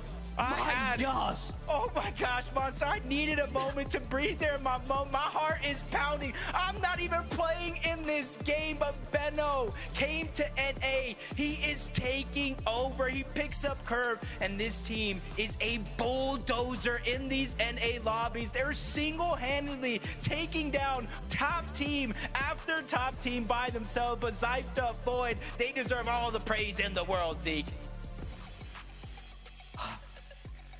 I am at a loss for words. Obviously, we want to talk about Veno, but we need to highlight Zypta and Void. Oh my gosh, the chaos that was that game. And literally, Veno is just mowing down players left and right. And at the very end, it is a 2v1. Zypta Void, they take advantage of that, right? They say, hey, look, if it's just you, even gods can bleed sometimes. We'll walk away with the victory royale, 219 points. These guys are looking to secure themselves a spot going to the summit with only 2 games left to go. This puts them in a really good spot, Kelly. Yeah, I mean, considering how crazy the low ground was, to have a full duo in that moment, being able to take on Veno, I mean, 6 eliminations, definitely going to help them up the leaderboard. But my goodness, that looked like that could have been a 1v2 in Veno's favor. But again, shout outs to that duo for getting the 10th VR of our... Whew, that one was close. What a nail biter for the duo. Yeah, they were kind of just hanging out, right? We saw how many solos that were in that lobby, and amongst all of the chaos, amongst Veno just mowing down all the lobby, that duo there at the end, they just get to kind of look up and like, wait, where'd everybody else go, right? We only got one player to take out for the win. All of a sudden, they go ahead, they clutch it up, they take the win as well. So it'll be interesting to see how that win right there shakes up the leaderboard. Oh man, we're gonna go to a break. When we return, we are absolutely taking a look at Curve and Veno. That solo clutch was incredible. We'll see you guys in just a few minutes. Don't you go anywhere.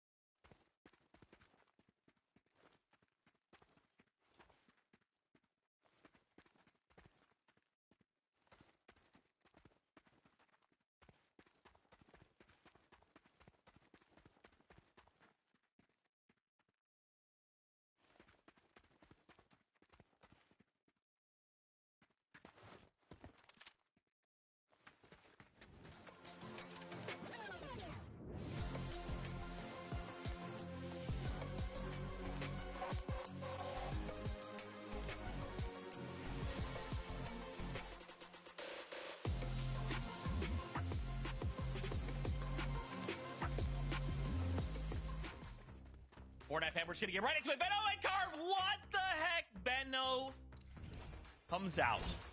Game number 10 with one of the greatest solo clutches we have ever seen. Guys, look at this leaderboard. Peter and Pollo just got a VR last game, right? We thought, oh my gosh, I can't believe it. Peter Pollo, they're taking over. It's crazy. In a single game, Benno solo clutches here for a second place with 11 eliminations. Kelly Link, we are at 68 eliminations on the day. I mean, and that is a solo clutch off of Curve and Benno having 8 eliminations before Curve went down. So it wasn't like it was just Benno in that game. But regardless, even with 8 eliminations, having Curve go down, Benno was not done yet. He is never done, Vivid. And to see him play that, for a second, I thought this was Game 11, Peterbot solo once again, because we've seen that in North America. But Benno wants to show that this is not just the NA show. EU is here to represent. And look at these eliminations, Vivid. Insane. I mean, it's like he can't miss right now. If this guy has a shotgun out and there is somebody anywhere near him on his screen able to go ahead and hit, he's hitting the shot every single time. And how chaotic some of these end games are. I mean, he is just switching layers when he needs to. He's using overdrive grenades to fly up, and even mid-air, opponents are moving, he's still hitting the shots. And everybody that was watching this must have believed that it was possible for him to win this 1v2, right? Like this, it looked like he was unstoppable. Everybody's like heart froze for a second watching that right there. And I gotta tell you, the rest of the lobby right now is in absolute trouble. We kind of saw it after game number 7. We were like, wow, whoa, these guys look absolutely different. Take a look at the individual eliminations over the course of the 10 games that we've witnessed for grand finals today. Venno is leading the pack with 37, but what is possibly a little bit even more impressive is that his duo is right behind him with 31. This isn't like a solo shot. I mean, obviously, yeah, the solo clutches came out, but they are both just performing on an incredible level right now, Kelly. I for sure thought that production was wrong, that this was incorrect, and that they misplaced Curve's name. That is insane. These numbers represent everything, and I feel like I'm gonna have to add a 4th star to this airplane real soon, because this is what I want out of North American Central. And you know what? Maybe NA Central was getting a little bland, and you just gotta add a little bit of spice from EU, and that's what makes everything just taste so much better. Whew. I am just shocked by what we just witnessed. We have 2 games left to go. Let's bring up those standings again. Wow. As we look at these standings as well, I mean, guys, even look from 1st to 5th, right? Only 75 points separating Curve and Benno from Javi and Aminish. I mean, I am just in awe. Again, this is why we call out, right? A single game of Fortnite can change everything, man. You just string together eliminations. The way Benno just did, even a second place, you don't even need the Victory Royale. You can find yourself climbing the standings. Oh my gosh. Agers in Ritual as well. Look at this. Jumping up 2 whole placements right now, Kelly. Off of a 6th place with 7 elims. Now, Kelly, right now, more than ever, these eliminations are so critical. There's so many points locked behind these eliminations. That's what these players need to be targeting. I mean, Agers and Ritual, like you said, they got 8th place with, or I'm sorry, they got 6th place with 7 eliminations. Cold and Rapid that game only went down in 8th. They only got 3 eliminations. And that is why Agers and Ritual are jumping up. Literally, you could be doing really well, making it to the end game, grabbing eliminations. But if you are not just pushing yourselves above just a little bit more than everyone else, that is literally going to be the difference of tens of thousands of dollars and being able to say that you are the best in North America Central. As I've been wrapped up in the entertainment that we have been presented with this absolute domination, I blinked and I was like, wait a minute. We've played 10 games. There's only 2 games left. We are approaching that point now where it is possible that some of these other teams that are in the top 5 could potentially be thinking about, okay, listen, they're playing way too good right now. How do we stop them? I know we kind of talk about this a lot. We saw it on EU earlier, the attempt to potentially stop them early on. Does somebody have what it takes to land on Curve and Venno to stop what seems to be unstoppable? Whoa, Vivid! He's speaking something into existence. Kelly, we saw this over in EU and it went a certain way. Do you think it's happening? Do you think it's happening in game 11? No. Probably not, but we can hope. 2 games left to go here before we say goodbye. I cannot believe what has transpired so far. With 2 games left to go, all of these dudes are thinking the same exact thing. How do we either get in the top 13 or fight for that #1 spot? Casters, it is time. Game 11 is ready. Take it away. Monster, I don't know if Curve and Veno will be contested off drop, but I don't think it's going to be a smart play, because something you notice first off is when they were the best team in some of these lobbies, it usually starts in the early game. On day 1, it was the mid and end game where they lacked a little bit of preparation, but now that that's solved, I'm not sure. Yeah, I don't think anyone wants to get Sky and scrolled here in game number 11. So let's see if things are getting hyped now.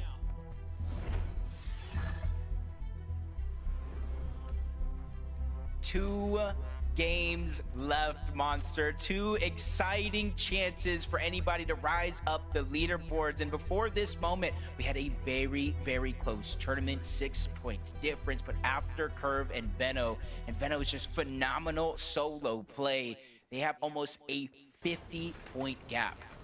See, but that's the thing, you know, when you listen to Veno speak, he was actually saying Curve was due for the pop-off. Curve is going to have his moment. Little did we know, the wolf was in sheep's clothing. He has been playing so crazy. It's looking like young Veno. The Veno that we knew to be one of the most dangerous fighters when he was up and coming. We're just seeing him just outperform like crazy right now. And you love to see it too, because it's well-deserved. And the competition overall is extremely close. But okay, Jacob, let's get to some of this action here. Paper and Resi are still fighting for a qualification spot for themselves. That was a great 2-piece of work.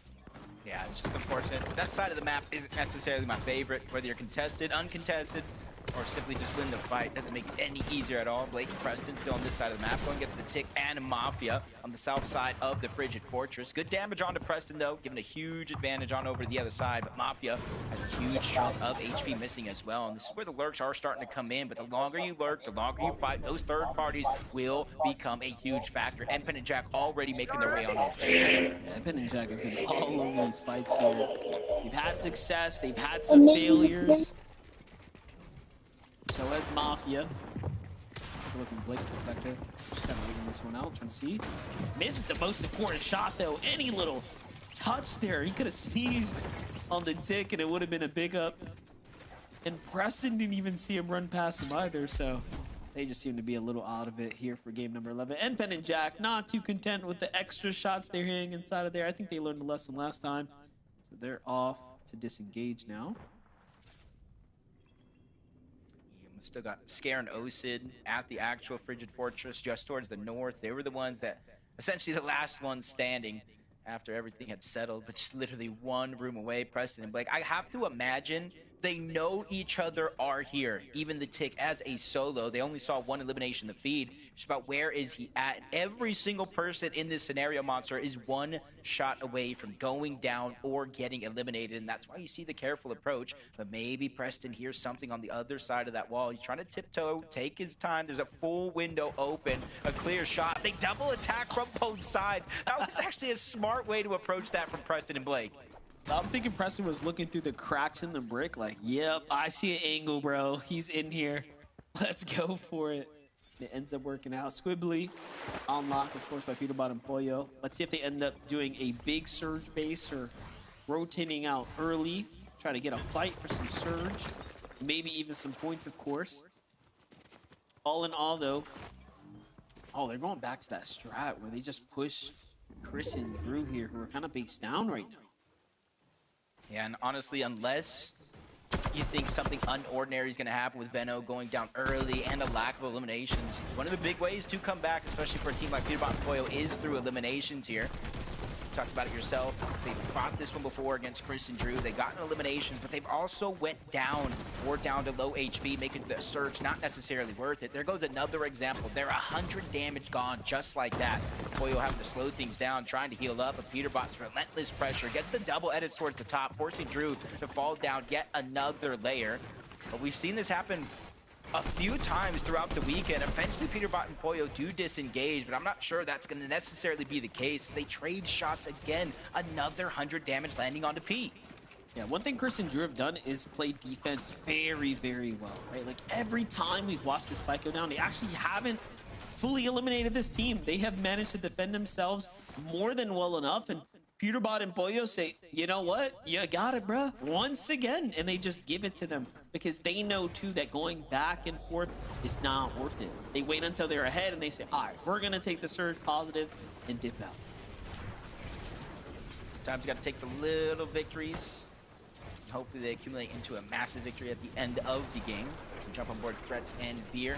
To start the day off, they were inside of that top 13. They slowly fizzled out, but as it stands now, 14th place, 264 points. 13th place is only 6 points away. So if they were able to clean up those eliminations, they would move inside of the bubble as the game does progress. On one side of the map, you can kind of see what is on the line for some of these players, and they're really just trying to put it all out there, and they leave no regrets left on the table. Carillion seems to be by himself. Not sure where Jargo's at. Possibly eliminated by QK, but they break into the same box. QK almost goes down, but he's able to not only survive, but get the elimination onto Carillion and basically tell him what he really feels. Yeah, I was trying to find Carillion on the standings. Definitely is one of those teams on that bubble area. They haven't had enough time to really focus in on their performances, but either way, getting eliminated now in game number 11 is going to be a massive setback for any team here now.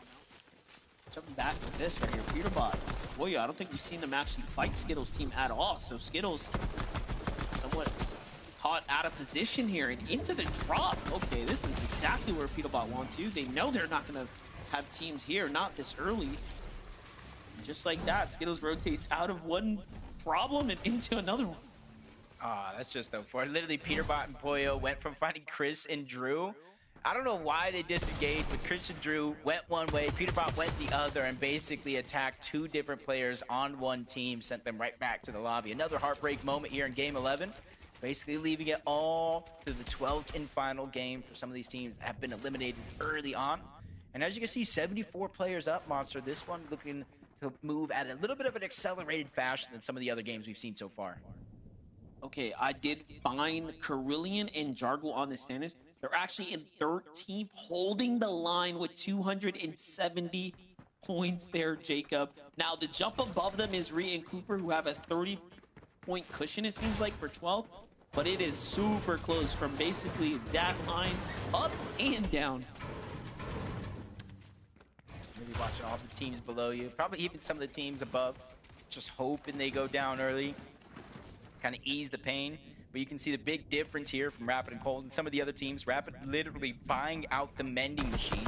And then they kind of bring all the heals up towards Cold so he can kind of watch them, kind of leaving scraps, essentially, for anybody else that tries to rotate through and grab that mending machine. Just jump on board Void. Looks like he's getting chased down by a Beeb. Nowhere near his teammate just yet, but he's trying to use those shockwaves to close the distance. Just look at Zipna's points, too. Overall today, having quite the performance here. Obviously, after that last victory royale, in a 5th place before that, they've just propelled themselves right into a potential land qualification spot. Now, they still have a little bit of a ways to go, but if they can continue to play well, they will be up towards the top here in the next 2 rounds. Visuals and Braids slipping down the totem pole. They were holding that 3rd strong for so long. These last few rounds have just been a bit tough for them. Yeah, they have a bit of a cushion, almost 100-point cushion going into the last 2 games, but almost leaves you scratching your head. They vastly changed up their strategy from day 1 going into day 2, where they would typically set up here for a long time, just getting little tags that adds up to a good amount of surge. By the time they rotated towards those moving zones, it made it a little more free to do what they want. But more and more teams rotating over, even to close the day out yesterday, lurking on them, getting those eliminations, forcing in the back of Visuals and Braid's minds different things to go out. But they're going to go ahead and get that drop early on, just at the edge of zone. And this could be a blessing here with the zone moving towards the north. They're already set up on one of these mountains, and every team south of that line has to rotate either through Visuals and Braids or to the left or the right. And this is definitely the better spot to be in. And, you know, this is arguably the best spot to have a monster surge base, but they seem to have gone to keeping more of a low profile. So they're trying to mix things up. And if I had to guess, teams just change their rotation strategy. Strat worked a little better. But for Peter Botafoyo, they're fighting for points here. It's the Squiggly Shores, obviously their domain. Doing a good job so far. Peter Bot just using a couple of resources that are around. Taking that spicy fish, getting a little bit of a movement boost that can help him try to break into some of these boxes. They pressure out Must from two different angles. One shot can connect from Pollo. Peterbot still holding it down, leading some of those Thunderbird shots through, getting him down to just HP. And with the zone here, yeah, it might only be a one tick, but it's going to increase the worry for Must. Liquid tries to go up and make a play onto Peterbot, but he gets cut short as well. He has no choice but to try and disengage. He basically gave up any hope of him and his duo either taking down Peterbot or surviving, so he moves towards the north, saying, hey, if you're going to eliminate him, I probably already have the goal. Let's just start working on plan B. Yeah, look at that. And little did they know that he actually fully dipped on his teammates. So he could have stuck around and finished it, but not worth the risk. Really showing you too that like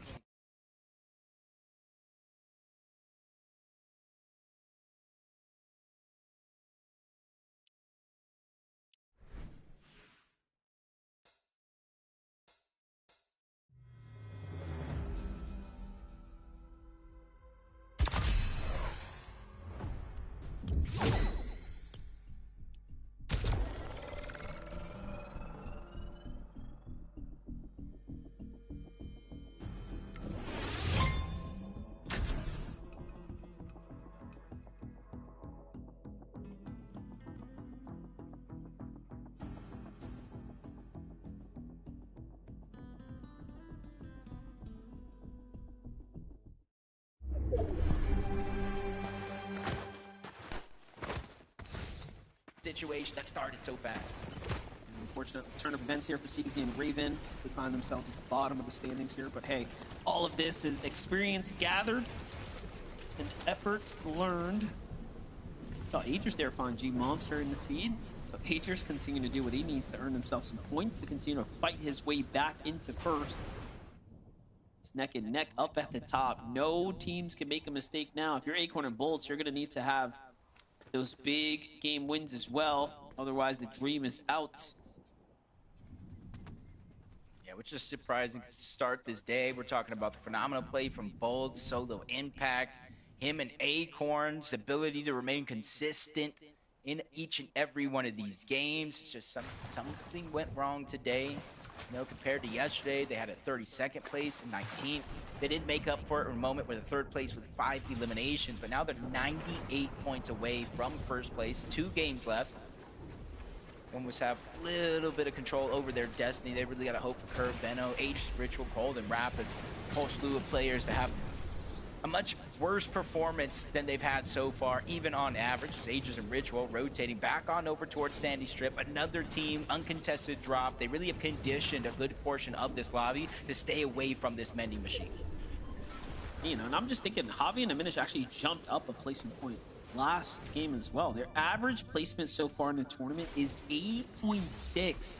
The best of all the teams right now inside of the top 5. That is a pretty impressive stat, just kind of taking a surface glance at it right now. Everyone else, though, clearly, though, has way more elims. That's why they have the higher points overall. But still, Javi and Diminish playing exceptional right now. It's a great time to just start checking in with them. What's going well with them? Why can they keep making it work here? It seems like the Frigid Fortress is treating them very well. Yeah, and honestly, an unlikely duo coming into this one. You know, at one point, it was Reet and Javi, Diminish with a whole other player, and Reet goes ahead and says, hey, Cooper, you want a duo? We're not playing as well as we would hope. So he goes a separate way. Javi and Diminish, they formed just in time to have a phenomenal performance in play-ins. They followed up with a good performance in heats, and already continuing that trend here with a top 5 position on the leaderboard, 75 points away, what could be both of those players' first FNCS championship. But again, when you look at the leaderboard on the right, it's just so close, not only for the actual first place on the leaderboard, but to the top 13 overall, where you see 13th and 14th place have already been eliminated out of this lobby. And honestly, you don't want to look back at this moment, Monster, saying, hey, I had the chance and I wasted it. Yeah, most definitely. And I'm actually looking at the standings just for like Javi and Diminish's placement performances. They actually have 2 second places in there, and last game obviously pulled that third. So they have come close to a win multiple times now. We will be keeping an eye on them. But with Cold and Rapid here from the Dark Dominion now to this new draw spot so far, it seems to be playing off relatively well. They have 400 damage above, plenty of material, and they actually pull zone. Okay, this is really good for Cold and Rapid right here. They actually needed a little bit of luck, and it seems like it's playing off. Yeah, I'm thinking in my head, the only thing they're missing is a little bit of high ground, but it's Cold and Rapid. When do they ever play on the high ground? Exactly, they get what they want. Just like Peterbot and Boyo, relentless pressure throughout the entirety of this game. They're almost 1,000 above the threshold, but you wouldn't think that to be true. They only have 1 elimination so far, so they are going for it. They're going for these high elim games. It's just they're not finding any success on the actual eliminations up until then, where they take down both Jack and Npen before they got to rotate to the next zone. So that's going to replenish a lot of their builds. They can pick and choose what resource they want to take with them before they finally make their way on out. This is crazy because they're really playing to their strengths right now. Goes the Flowberry miss, so they're just going to be shock waving their way all the way into the zone. Shoot, they might even end up on some high ground here shortly. They have the mats to play for it, but Peterbot gets caught in a spider's trap right there. Got to be careful. On the other side, as we were watching that though, we missed what was happening over here. Flex, buddy, you're looking the wrong way. Veno knocks him upside the head, and then they get the follow-up in the finish.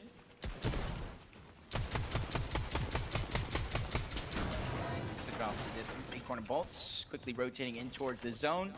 And they're using that as a quick second here to look back, seeing anybody that still has the journey to make, like Dolzir and Ishu outside of the zone. They're just pressuring, trying to make it harder for them to not only make it in, but even if they do, they're not going to make it in healthy. Another elimination towards the side. Slepsy and Wage was able to pick up one. Maybe push Paper and Rezi back as Curve, looking like he's trying to approach in that direction. You see Benno peeking through the cone, gathering vital information for their team. And you can see Benno and Curve are the only team who haven't been hit by any surge so far in each and every one of these games. It's just going to show that that early game presence by Curve and Benno is paying off tenfold. They've just been the most aggressive. They've, again, been clearly the most successful in the early game. This game's a little bit slower for them in the early game, but their mid game is just taking off right now. They are in another prime situation to play for high ground here in the end game, and we know what they do well. They play it late. They let people get their first, little taste of height, and then they come in and put their influence to the test. Rapid and Cold, though, much different strategy for them. We've seen them play low ground, time in, time out, front side, dead side, you name it. They'll be there. Comes to rotate stuff. This is still a difficult terrain to play with, right? They have to go up and over this mountain, which you have Peterbot and Boyo now completely positioned up, and then you have Clicks and Higgs already basing on the opposite side.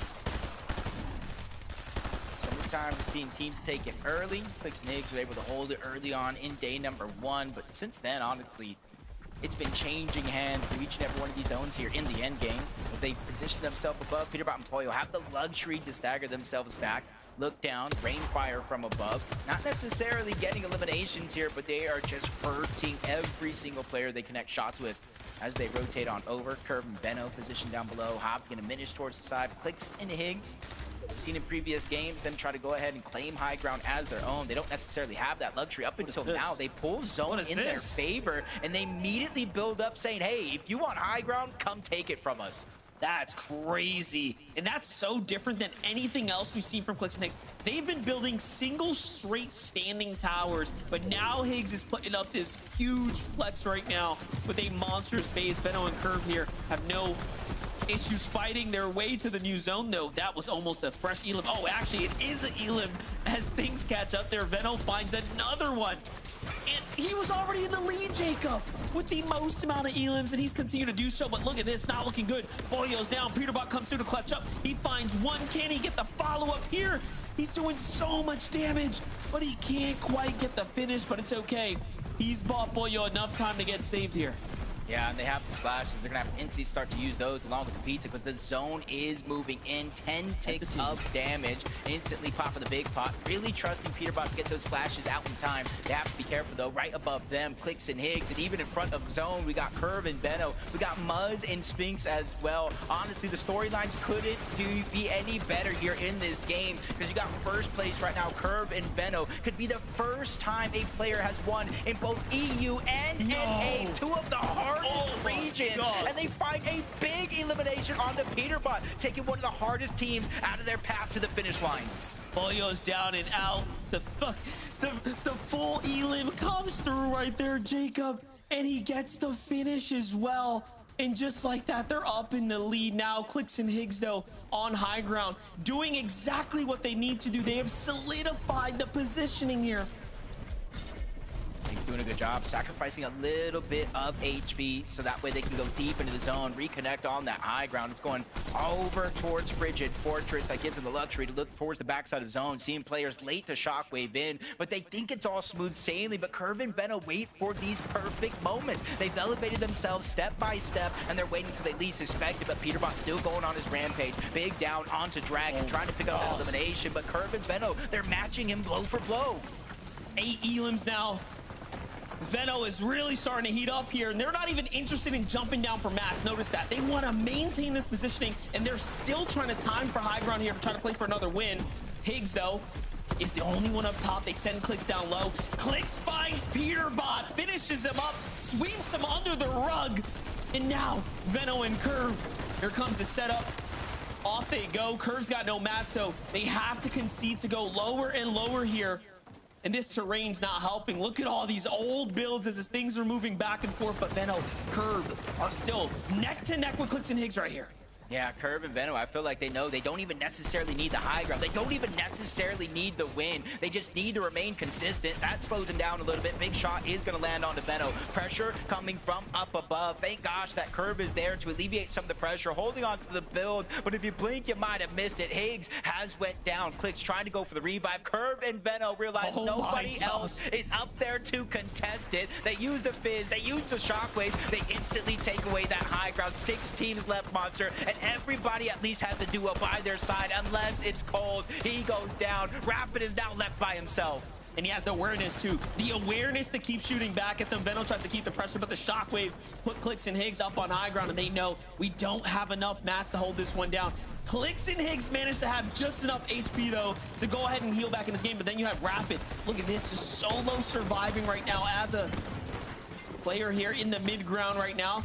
Trying to evaluate what he wants to do here, but he's got pressure coming in from potentially Venno and Curve here on the layer. Right behind he comes, and he actually finds Curve. It's going to be Muzz who jumps in, and they get the full finish.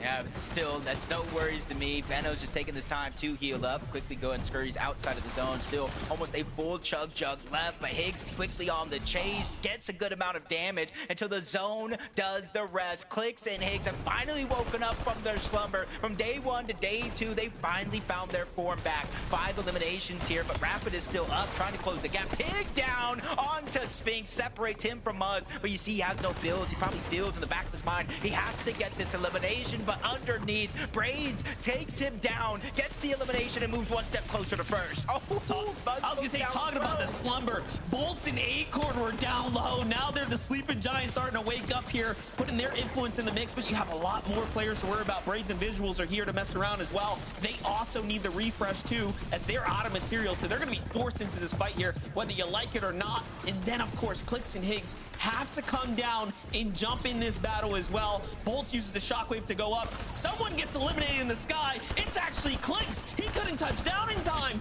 And Bolts and Acorn all of a sudden now find themselves in a winning position, and the shot goes through. And just like that, Bolts manages to do it again here. Yeah, Bolts and Acorn pop off in the second to last game of the day, becoming the second team to win 2 different games this weekend in a leaderboard, Monster. In a world that is so stacked and close, this one is surely going to move them 1 step closer to contending for another FNCS championship. Zeke, 1 left game to go. Let's do it. I keep thinking, man, like, I've got a handle on it. There's like, you know, Zeke, just follow the action. It's all cool. And no, man, we literally just talked about the top 5 right before this, right? And Acorn and Bolts were that 6th place team. They were the team on the outside, and they said, Zeke, I'm sorry. Did you forget about us? We can now be in the top 5. Why did you forget about us? And now they are fighting for our love and affection. I cannot believe this. Game 11 with so many Titanic duos, all doing the same thing, thinking, bro, we can do it. This is our chance with 2 games left. We can fight for an axe. Acorn and Bolt say, you know what? We'd like to toss our name in the hat. Little name in the hat. There you go, Zeke. Go ahead. Shuffle it up. I don't know. Kelly, I'm losing it. I'm freaking out. I mean, this really was the game for our teams in that 6th to 10th place spot. Everyone that was in our top 5 having some issues, either going down to a solo situation or going down early, you know, unless you're Venno. But this Acorn and Bolts that were just right outside of that edge, making sure that they're just playing the low ground. They're playing what they do best. They don't need to be disruptor. They don't need to be getting all these eliminations. They just need to make it to the end game right there. And Bolts once again going to a solo and proving that he is going to make sure that him and Acorn stay at the top of our leaderboard.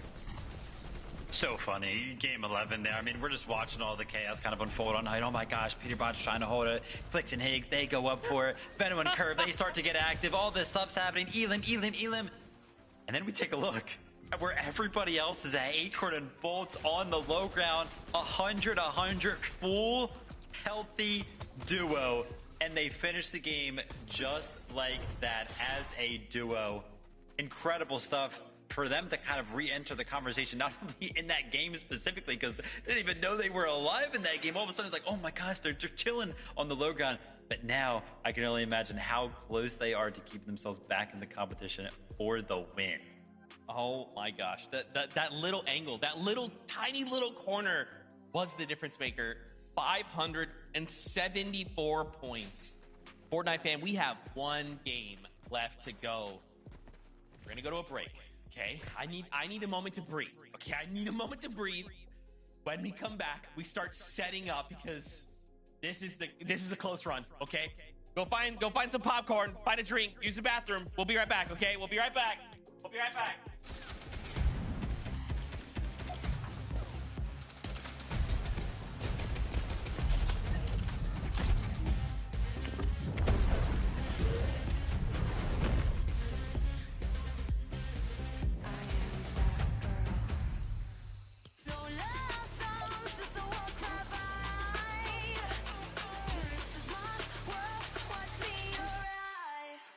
Watch me arrive.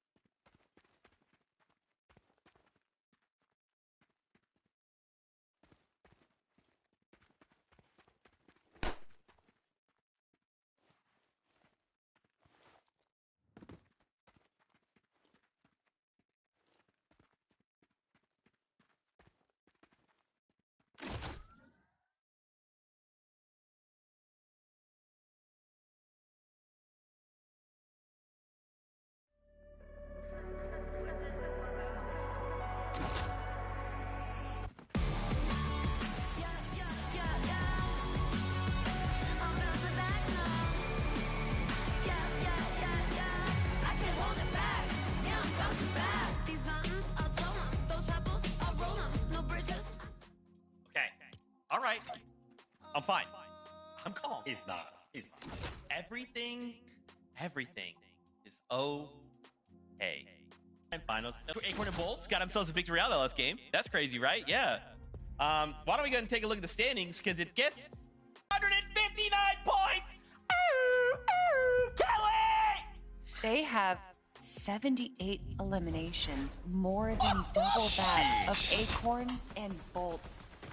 Venno and Curve have showed today what they do best. Those early eliminations, going into mid-game, making sure that they don't have to worry about Storm Surge, and then controlling the mid-ground, either chopping people from above or eliminating people down below. They do it time and time again. And you know what? Maybe day one wasn't their day, but it's better late than never. Venno showing everyone why he is not just moving states like we see a lot of these players do in North America. No, he's moving countries to claim this as his own. Manifesting destiny is all about America's history, and he's showing why Britain did it first over here. Please put an absolute huge exclamation point on the fact that these guys were in 10th place coming into the day. We have played 5 games, and they now have an 85-point lead over second place.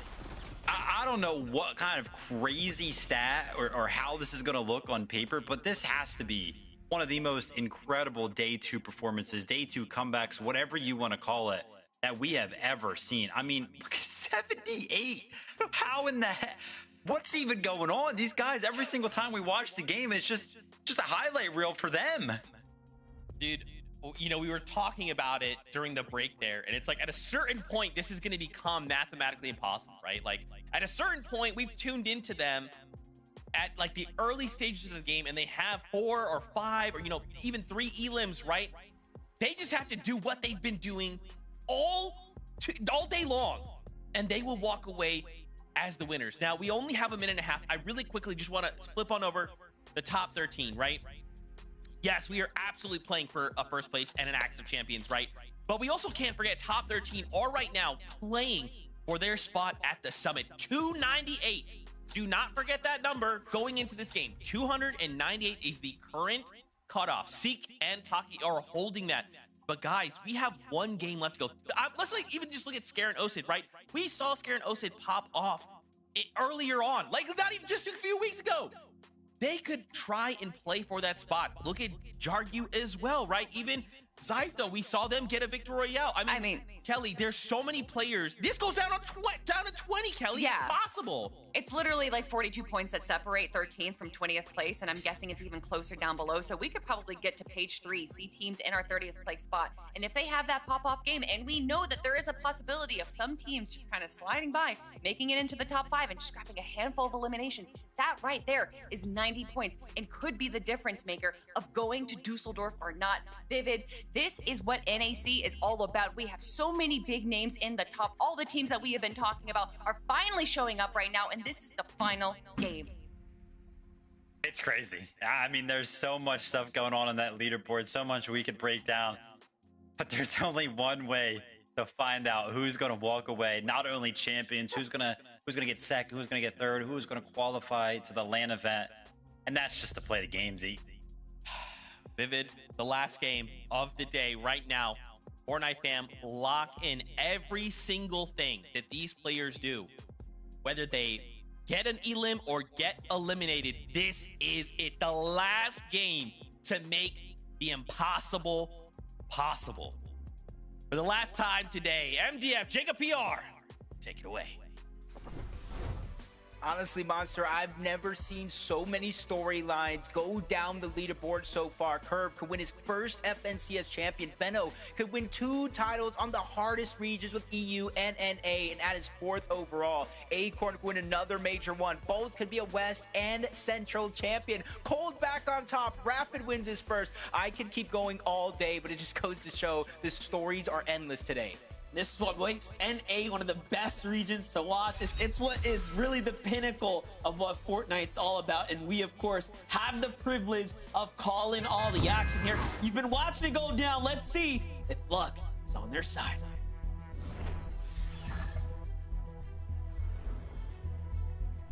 coming into a game 12 of honestly the most recent FNCS is almost a year now. People always have that same conversation.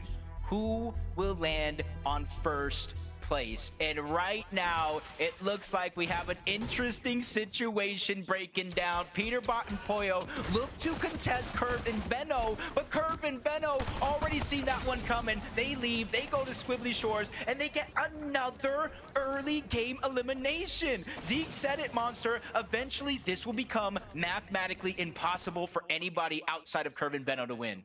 I called it. I already knew this was going to happen. I knew that Veno was someone that Peterbot and Poyo like respect at such a competitive level. They would be willing to contest them. They would be willing to try to throw their tournament off. But Veno is one of the smartest players we've ever had, and he will see it from a mile away. So even now, them just mixing up, it's just a safety strat. It's to say, hey, who wants to battle us? Come bring it. We're not afraid to mix it up. We're not afraid to stay dynamic here in the last game. Looks like Peterbot and Poyo going into this game, though, with that elimination, of course, with Veno and Curve, they are 98 points away from an FNCS champion, and that's only playing catch up to Curve and Veno. They still got so many big names in their path as they're looking to take it. They probably noticed that Curve and Veno weren't at the Battlewood. They immediately turn around. They got a hint of what's going on. Maybe they think this is them, but it's Raven and CDZ, a whole nother team. This gives a huge moment here for Curve and Veno to look on over, possibly engage, possibly disengage. The choice is definitely theirs, especially since it's taken a little bit longer than we'd hoped. Peterbot lands a shot, but Poyo goes down. Raven is escaping back inside of the building. That puts Peterbot in a 1v2. Oh no, and the finish comes through as well. And that is not the way you want this to start going down right here. If you're Peterbot or Poyo, you need so many more points. You cannot afford to be get set this far behind. Peterbot, though, in a world of trouble here. Plenty of enemy builds. He's going to have to back off. Shot through the wall as well. This is, of course, Raven and CDZ's one chance to go in and pounce on him. But Peterbot's back in the mix here, fully healthy. Misses an important shot here, and things are looking pretty south now for him.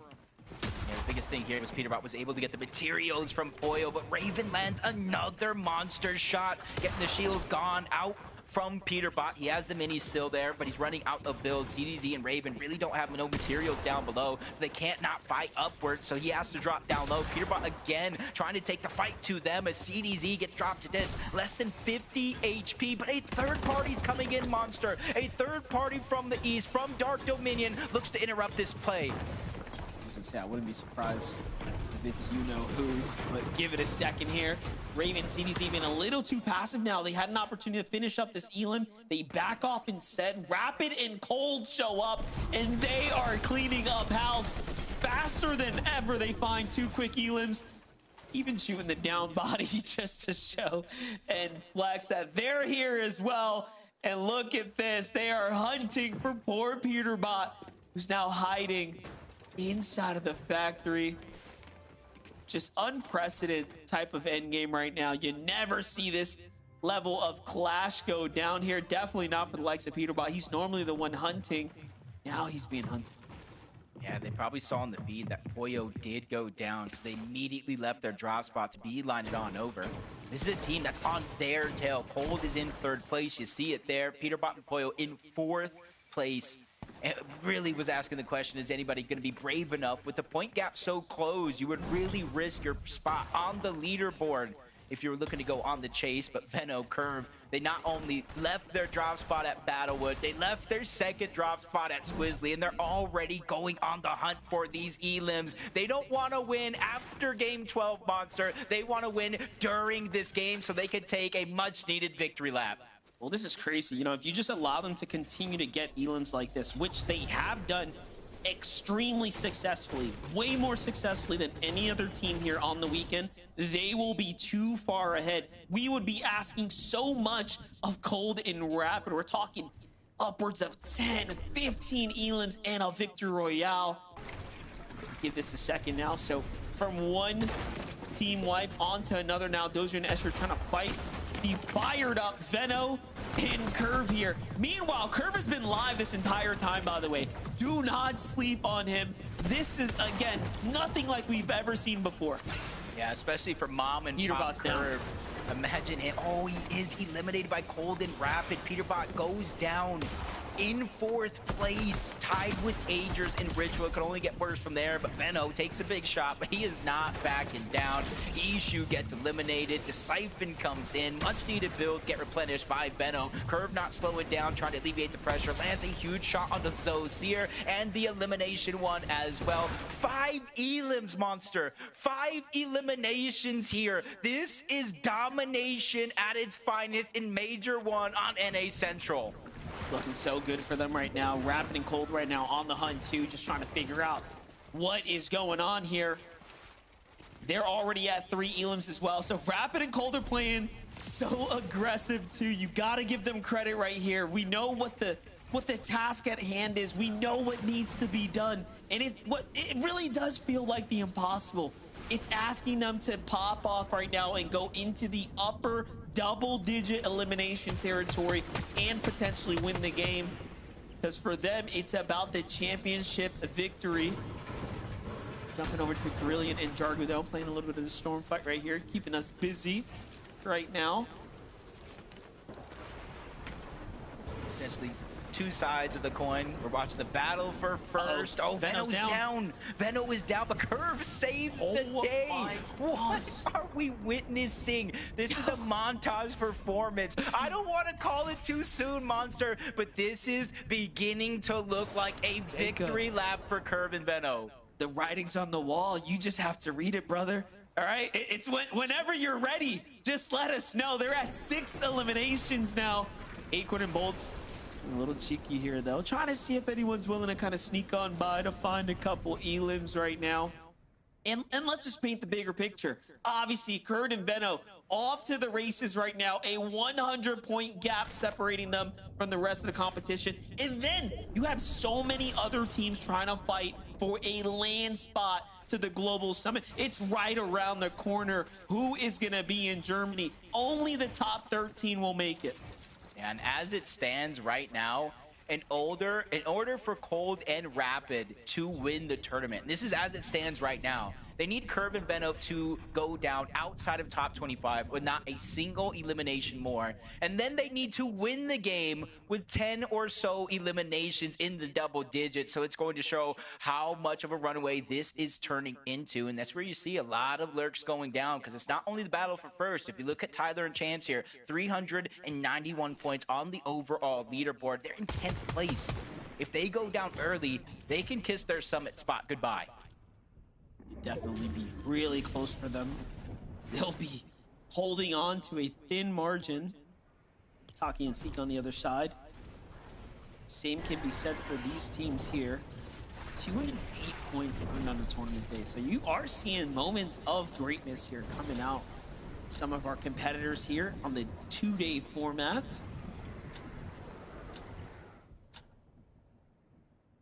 Attack gonna make a quick, clean glide here. They're just trying to dodge all the noise down below, having to worry about Surge, having to worry about others rotating in your path. Be a good plan for Seek and Taki here. 13th place. They just need to hold on to their current spot on that leaderboard. Clicks and Eggs, though, a moment ago, did see them in the feed. They picked up at least one more elimination here. They, too, have a little bit more of a cushion than some of the other counterparts. 430 points in 9th place.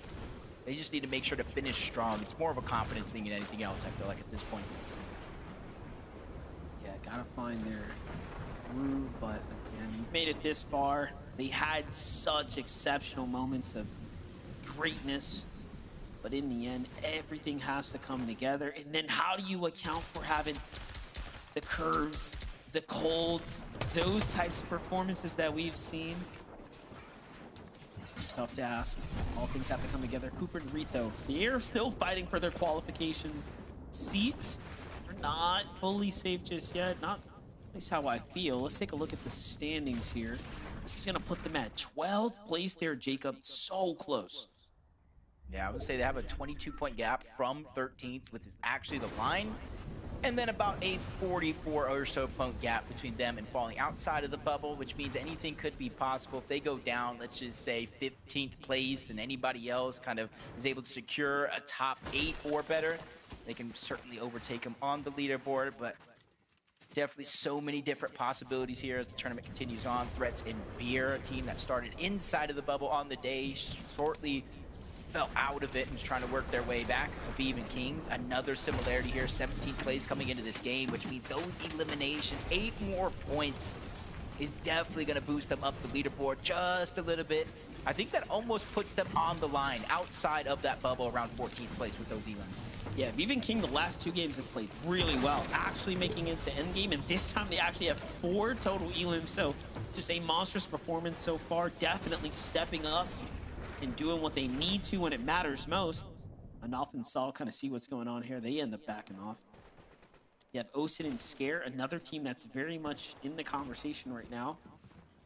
Looking at how they've played, we have a 4th place as far as their best performance so far in last game, roughly 15th for them with a single elim. So not too bad, definitely earning some placement points. If they can keep that up, they might just be doing enough to jump up and in. This is going to be an interesting lobby slash end game. Because if you look at like day 1, we were getting what, fourth zone surge, sometimes even earlier because how stacked the lobby is. To start the day, we were getting 5th zone, maybe 6th zone surge. There's only 60 players up. There's only 30 teams left in this lobby right now in the 4th zone. So it's rather thinned out, moving at a much more accelerated pace. So you have to be careful on some of these rotations. So instead of being able to rotate, stack with a bunch of other teams, hoping they choose them instead of you, now some of these rotations will be a little bit more bare with you and maybe 1 or 2 other teams being the only one rotating in that direction. I mean, when you have Cold, Rapid, Acorn, Bolts, Curvin, Veno looking for elims, right? Trying to either push the gap, close the gap, like this is what happens. The lobby will tend to thin out. And then everyone else, of course, trying to fight for their qualification spot. Look at this though, Veno Curve inside the storm right now. They surely know they've done enough, right? So now it's just time to chill out, hang out, enjoy the storm for a little bit. Here on the beach, have no reason to really put themselves in any danger here. None at all, especially with the zone moving on over towards the south. They know they can essentially ride the shoreline, whether they try to make a little shortcut in, go on top of the mountains, they can go all the way towards the south. They do got 1 zone, though, that they really have to worry about. So going from zone 4 to zone 5, it moves from a 1 tick of damage into 2. From zone 5 to zone 6, it would move from a 2 tick damage into a 5. So even though they do have a lot of time on their side, they don't want to use all their resources just getting into zones. Since you can kind of see on the map there on your left side that so many other teams are also outside of the zone and inside of their path that could certainly cut them off. Yeah, definitely. They're moving really quickly. Wagers and Sleepsy, though. Look at this. A little bit of a high ground position right here. Still, though, no surge warnings in sight. This game is moving so fast right now as the lobby's starting to thin out. And this is a pretty congested north side of the Battlewood Boulevard, so kind of a new site for us, if you will. Looking at the names that are in play here. Jack, N-Pen, Acorn, Bolts. On the other side, Osid and Scare. Scare, though, gets fully finished right here. One of our bubble teams is out to the hands of Sikentaki. This is super important. Actually, it was Wagers from up top. It wasn't Sikentaki, but they're right next to that collateral damage. Almost all the same, though. Sikentaki, that 13th place, Scare and Osid, or I should say, just one Osid by himself. He's going to be in 14th place. He has a bit of a gap to overcome. Anything is possible. 29 teams still up, so 4 more go down. You'll start to get those placement points, and they'll cascade in with each and every team that does go down. Contrapt's going to fall, and already 1 less team to worry about here. 55 players left in this game, so there's only 1 solo running around, and that's going to be Osid. Gotta do what he gotta do, though. It's really close, yet so far now. It's all going to come down to, can you earn your way towards the positioning placement points there? Still see Reet and Cooper up in the distance. Agers and Ritual here sitting pretty. Got the box open, eyes on Acorn and Bolts. Little did they know. Oh, look at this zone, though. It pulls north. Okay, so this is going to be working against the likes of Curve and Veno, who obviously were wrapping far around the outskirts. Just trying to get not necessarily damage for Surge as it does turn on. 14 players do need to go down, but you can see where they stand. 400 above the damage threshold. Since they're right next to the zone monster, they don't have to do much movement at all. Just kind of focus on getting that damage while not receiving much. Acorn and Bolts Try to land some shots onto Npen and Jack in the distance. Inadvertently kind of alleviating some of the pressure. Npen and Jack could have looked to get aggressive. Acorn and Bolts 132 above the damage threshold. They sit in 3rd place on the leaderboard, a mere 6 points out of 2nd. A huge chunk of money differential. And I was talking about Bolts. If somehow, some way, a miracle could happen, Acorn and Bolts keeps the Major 1 magic alive. Bolts will become another player on that short list of 2 region champions. I know Veno is certainly in line to becoming another player on that list in 2 of the hardest regions in Fortnite, in NA Central and EU. Yeah, definitely looking to make history here and now. Reed and Cooper sitting pretty strong right now, guys. 340 damage above, safe in the zone, plenty to work with right now. That's the type of position you want to see Reed and Cooper in if they're going to land.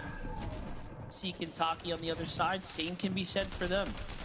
Still have a couple shockwaves to work with. Not too many to make it towards endgame, but hey, enough to at least stay in the race here for quite some time. It's all gonna come down to a refresh for Seek and Taki though. See if they can time the rotate. Looking at who's positioned up though, Clicks and Higgs trying to end this one with the splash. Already you can see them poison up for that high ground here, Jacob. Yeah, just still, no matter what's been going good or bad in some of these games, they're just continuously one of the teams that, you know, if they make it this far into the game, they're going to contest for that high ground. King and Aviv just outside of that bubble sees 2 teams with a little bit of a scuffle going on. They try to land some shots before they go ahead and make their way on over. They're just trying to pressure them so that way they don't make any peaks, makes the rotation that much safer. That was Reed and Cooper in that distance. They're 193 above the damage threshold, inside of that qualification ring. They just need to be able to hold on here, especially more so now with Javi and Aminish looking to walk them down. Really close now to earning some positioning points here as well. 28 teams still standing. Curve finds Kingling there in the feed. Veno super hit up off the rotate here. That brings them up to 7 eliminations. And Curve finding his moment, finding his footing now.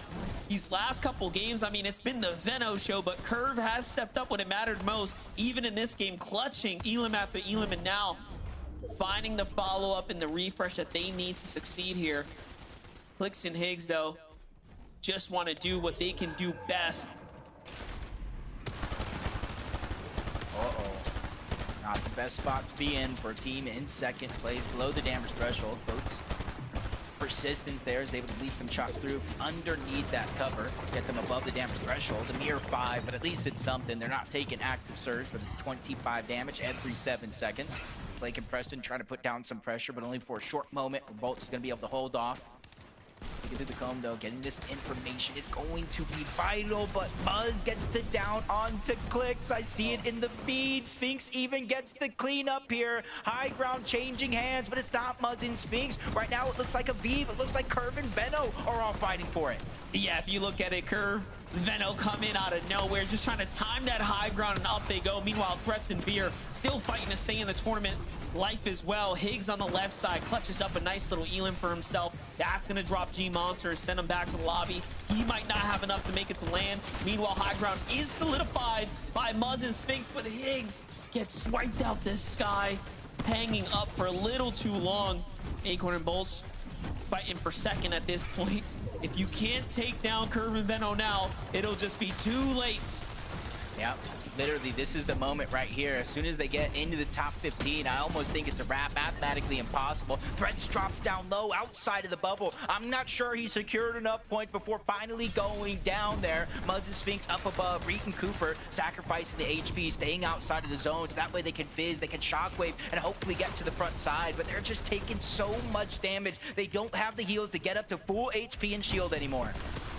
Muzz and Sphinx still putting pressure from up top. Cooper, Reed trying to stay alive. Seek and Taki fighting their way towards a qualification, and teams are dropping faster than you can even realize. We're already up into the top 17 now. Curve and Veno are not stopping, though. Another team falls to their hands. It's Aminish and Javi. A top 5 performance was valiant for them on the standings coming into this. But it's Curve and Veno who are fighting for the championship win now. And look at this, Jacob. I mean, they are breaking away with a huge lead.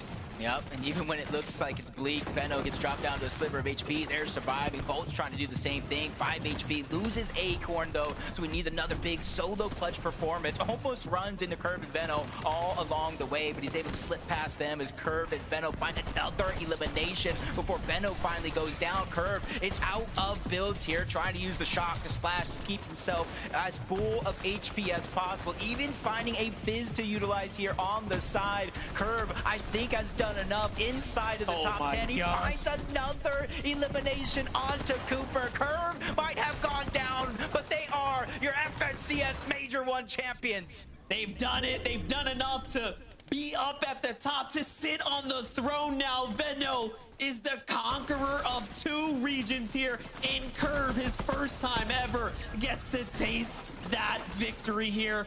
But for now, Muzz and Sphinx are trying to find their victory lap. This is all a battle for money. This is all battles for seats at the LAN event where the story will continue. Jargu needs this. Jargu needs this game here. They were 15th place to start it all, and now he's the only solo left in this game. The 2 teams that are left alive, Monster, both of them already have their spot secured, so this is everything for Jargu by himself. Tries the shockwave in. He gets tagged up left and right, down in 3rd place. Did he do enough to qualify for Dusseldorf? Well, it's going to be really close for now, though. The action's on. Muzz here, who finds elimination. Ritual gets tagged up big time. Sphinx looking for his moment, and he does it in the end. And that's going to be a nice, wonderful way to end the FNCS there. That was more than just a wonderful way. Curve and Benno's complete and utter domination of a region. Congratulations for Curve, his first FNCS champion. We always remember our first, and Benno, probably the most important FNCS title, dominating a whole nother region. Muzz and Sphinx win that game, but Zeke, Kelly, and Vivid, we have a new champion. Let's go, Muzz! Let's go, Muzz! That's right, baby! Let's go! Sorry, I had to get that out of the way. Sorry. Anyway, first off, really quickly, MDF, Jacob, thank you guys so much for the cast. Fantastic day. As they called out, it is true. Venno and Curve are your champions in NAC. A 4th title for Venno and a 1st for Curve. I mean, Kelly, Vivid, you know, we call Vivid called this out right last game. They came in today 10th place, and I think for most people, you probably look at the standings at that point, you're like, okay, yeah, like maybe they're probably not gonna get a 4th. They might could end like top 5 or something. But Kelly, Venno turned it on, and there was just game after game where he's solo clutching, getting, you know, at one point a 2nd place with 11 elims, a 2nd place with like 7 elims. He's just firing on all cylinders, and no one can stop him. No one. And on the back of this carry right now we're looking at Venno and Curve being FNCS champions. I mean, you're saying no one can stop them, but we saw at the start of this game that a few players did try to stop the run of Curve and Venno. They tried, but they failed because Curve and Venno were prepared. They were aware. Because Venno, he's not just an incredible fragger. He's also incredibly smart and aware when it comes to Fortnite. When it comes to the mindset of other pro players, he has them downloaded. And so he knows what these players are going to do, and he knows exactly how to respond to it. Curve and Venno showing everyone that they deserve this spot. They deserve 1st place. And honestly, just watching them climb up the leaderboard, not necessarily through placements, Vivid, but to get elim after elim, to get so many. I honestly don't even know where they are at the end of the day. I'm excited to see our leaderboard.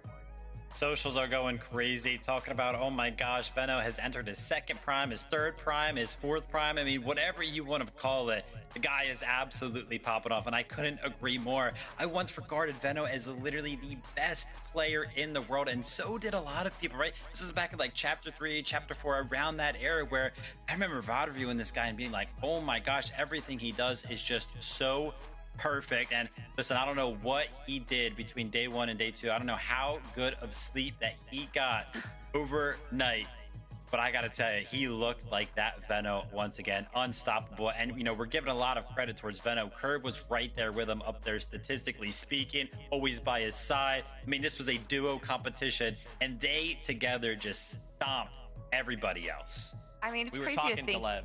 Go ahead, Kelly. Go Oh, ahead.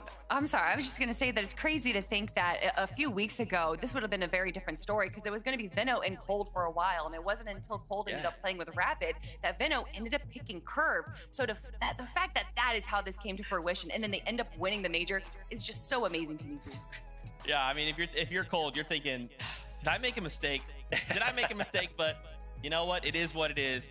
We were talking with Lev, and Lev was saying, you know, man, I'm so happy for Veno. You know, for a moment, he forgot who he was, but today he remembers. Congratulations, Veno and Curve, FNCS champions. We can take a look at those standings because, man, they just put on an absolute clinic. Let's look at this. 727 points ahead of Agers and Ritual. Man, you know, again, congratulations. I do want to highlight this top 5, though, as well. Shout outs to Agers and Ritual, Acorn and Bolts, Cold and Rapid, and Muzz and Sphinx, who show up in that last game to sneak their way into that top 5. That's why I'm freaking out. That's why I'm freaking out, Kelly. And it's so funny, too, because they've kind of just been like hiding in the shadows a little bit. They haven't necessarily been playing poorly, but it was these last few games where I start to see their names just a little bit more. They're staying alive. They're getting eliminations, and they're just playing what they want to play best. They didn't really worry about pop-off games. They didn't worry about making a showing for hype. No, Muzz and Sphinx played what they did best. Whew. Vivid. This is just the top 10, though. We still have a few more teams to look at. Absolutely, and that'll be the big question, right? Who actually went ahead and clinched up that qualification? I mean, Jacob was screaming, he was yelling, Jargo needed that game. He needed that game for sure. Jargo and Carillion, the solo clutch to sneak in to top 13 by just 2 points to knock Seek and Takiel to go ahead and qualify for Dusseldorf. We could also see up there Cole and Madden clutched up. They were hanging around 10th place throughout the entirety of Grand Finals. It kind of felt like bumped down to 12th, but still qualifying there. And then we got Reet and Cooper, who I think needed that game as well to go ahead and clinch up 372 points. So they did well. And there we have it, Zeke. That rounds up all of the NA teams that are going to be going to Dusseldorf from these grand finals. And that's why you can't give up, right, Viv? That's exactly why in those final moments, you know, just think about it. Being in that situation, it's just you, the last game to make something happen, and Jargu does, right? And now he's going to keep his FNCS dream alive. He's going to be going to the summit. Oh my gosh, what a fantastic day here in NA. And you know, I just want to really quickly just double back to Curve and Veno. I think probably my favorite part of that game, Kelly and Vivid, was the fact that, like, in that last game, immediately Veno sniffed something out. He's like, you know what? This lobby is going to try and hunt me down. They're going to try and stop me from winning right here, right now. And they make a last-second pivot. I mean, it feels very appropriate that Veno would be able to sniff out Peter Bot. I feel like they kind of have the same mindset when it comes into competitive FNCS. But more importantly, I want to talk about the numbers, Vivid, because we already looked at it. But to round things off, almost 50 eliminations just for Veno. I mean, what was it? After game 10, we took a look at this, and Veno was on 37, Curve was on 31. So it's just still picked up so many eliminations, ended the day on 49. Had to go ahead and show this because just the individual performance. Obviously, Veno, standout player. But usually when we see a duo that has so many eliminations, for whatever reason, it's kind of like one-sided. You know what I mean? One person will do is just finding all the eliminations that day, and the other one kind of, you know, is a couple 10, 20 behind, whatever. But Curve is literally like right there next to him. I mean, on the individual leaderboard, first and second place. What an incredible way to win an FNCS. Well, I will say we have been hearing this discourse, especially when we shifted from trios to duos, that the setup, the makeup of a duo is a little different now. We don't really need an IGL and a fragger. We kind of need 2 fraggers and 2 players that understand the game at an IGL level. And maybe that is Veno and Curve. Oh my gosh, yeah. And I love to see that from Curve, because, you know, I feel like I can already see now so many players can just be like, yeah, you got carried from Veno, but it's like, no, Curve actually put in work, right? They made this happen together. And yes, there was times where Veno was solo, but Veno having all that experience is like, hey, don't worry, man. Like, we're getting this win. We're getting it today.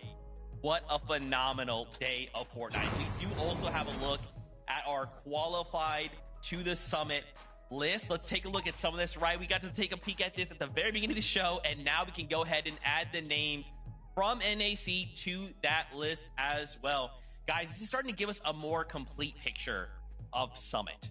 And as I start to just pan across and see some of these names, this is just a mini globals, right? Like, this is just going to be some of the craziest Fortnite we're going to see.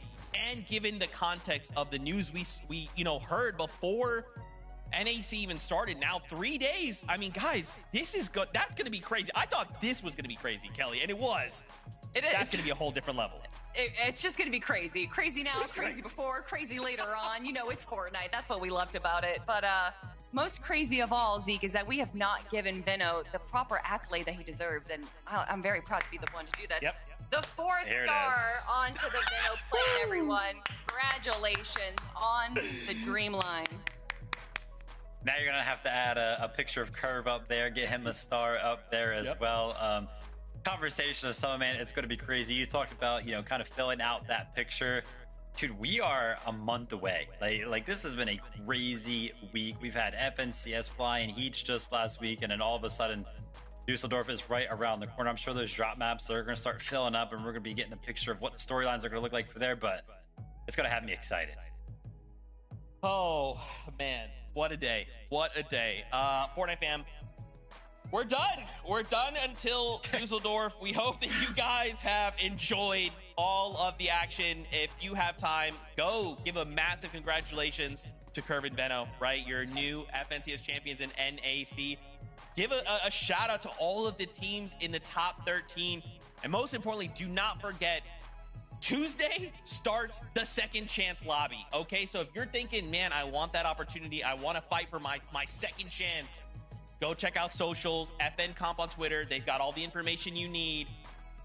And then the next time we'll be seeing you guys is in Dusseldorf. I can't believe it. Kelly, Vivid, before we say goodbye, I just want to give you guys the floor to kind of give your closing thoughts. As always, a big thank you to our players for making this one of the most entertaining majors ever. I feel like I say that every major, that they make it so much more entertaining, but you guys just write the story itself. As much as Zeke wants to say that he's writing the script, it's really up to you guys. So thank you guys for making it so entertaining every time. Absolutely, couldn't agree, Mark. Congratulations to Veno and Curve. Congratulations to everybody that qualified for the summit. I'm excited to jump back into the action when we see you guys next time. Thank you, everybody at home that tuned in and watched. And of course, massive thank you to MDF and Jacob PR for casting all of that. And of course, our EU crew, right? There's so much different action happening, and now we get to come together on one bus to fight for our shot on the summit. Oh, man! Fortnite fam, as always, we love you. Keep yourself safe, and we'll see you on that battle bus. Beep, beep.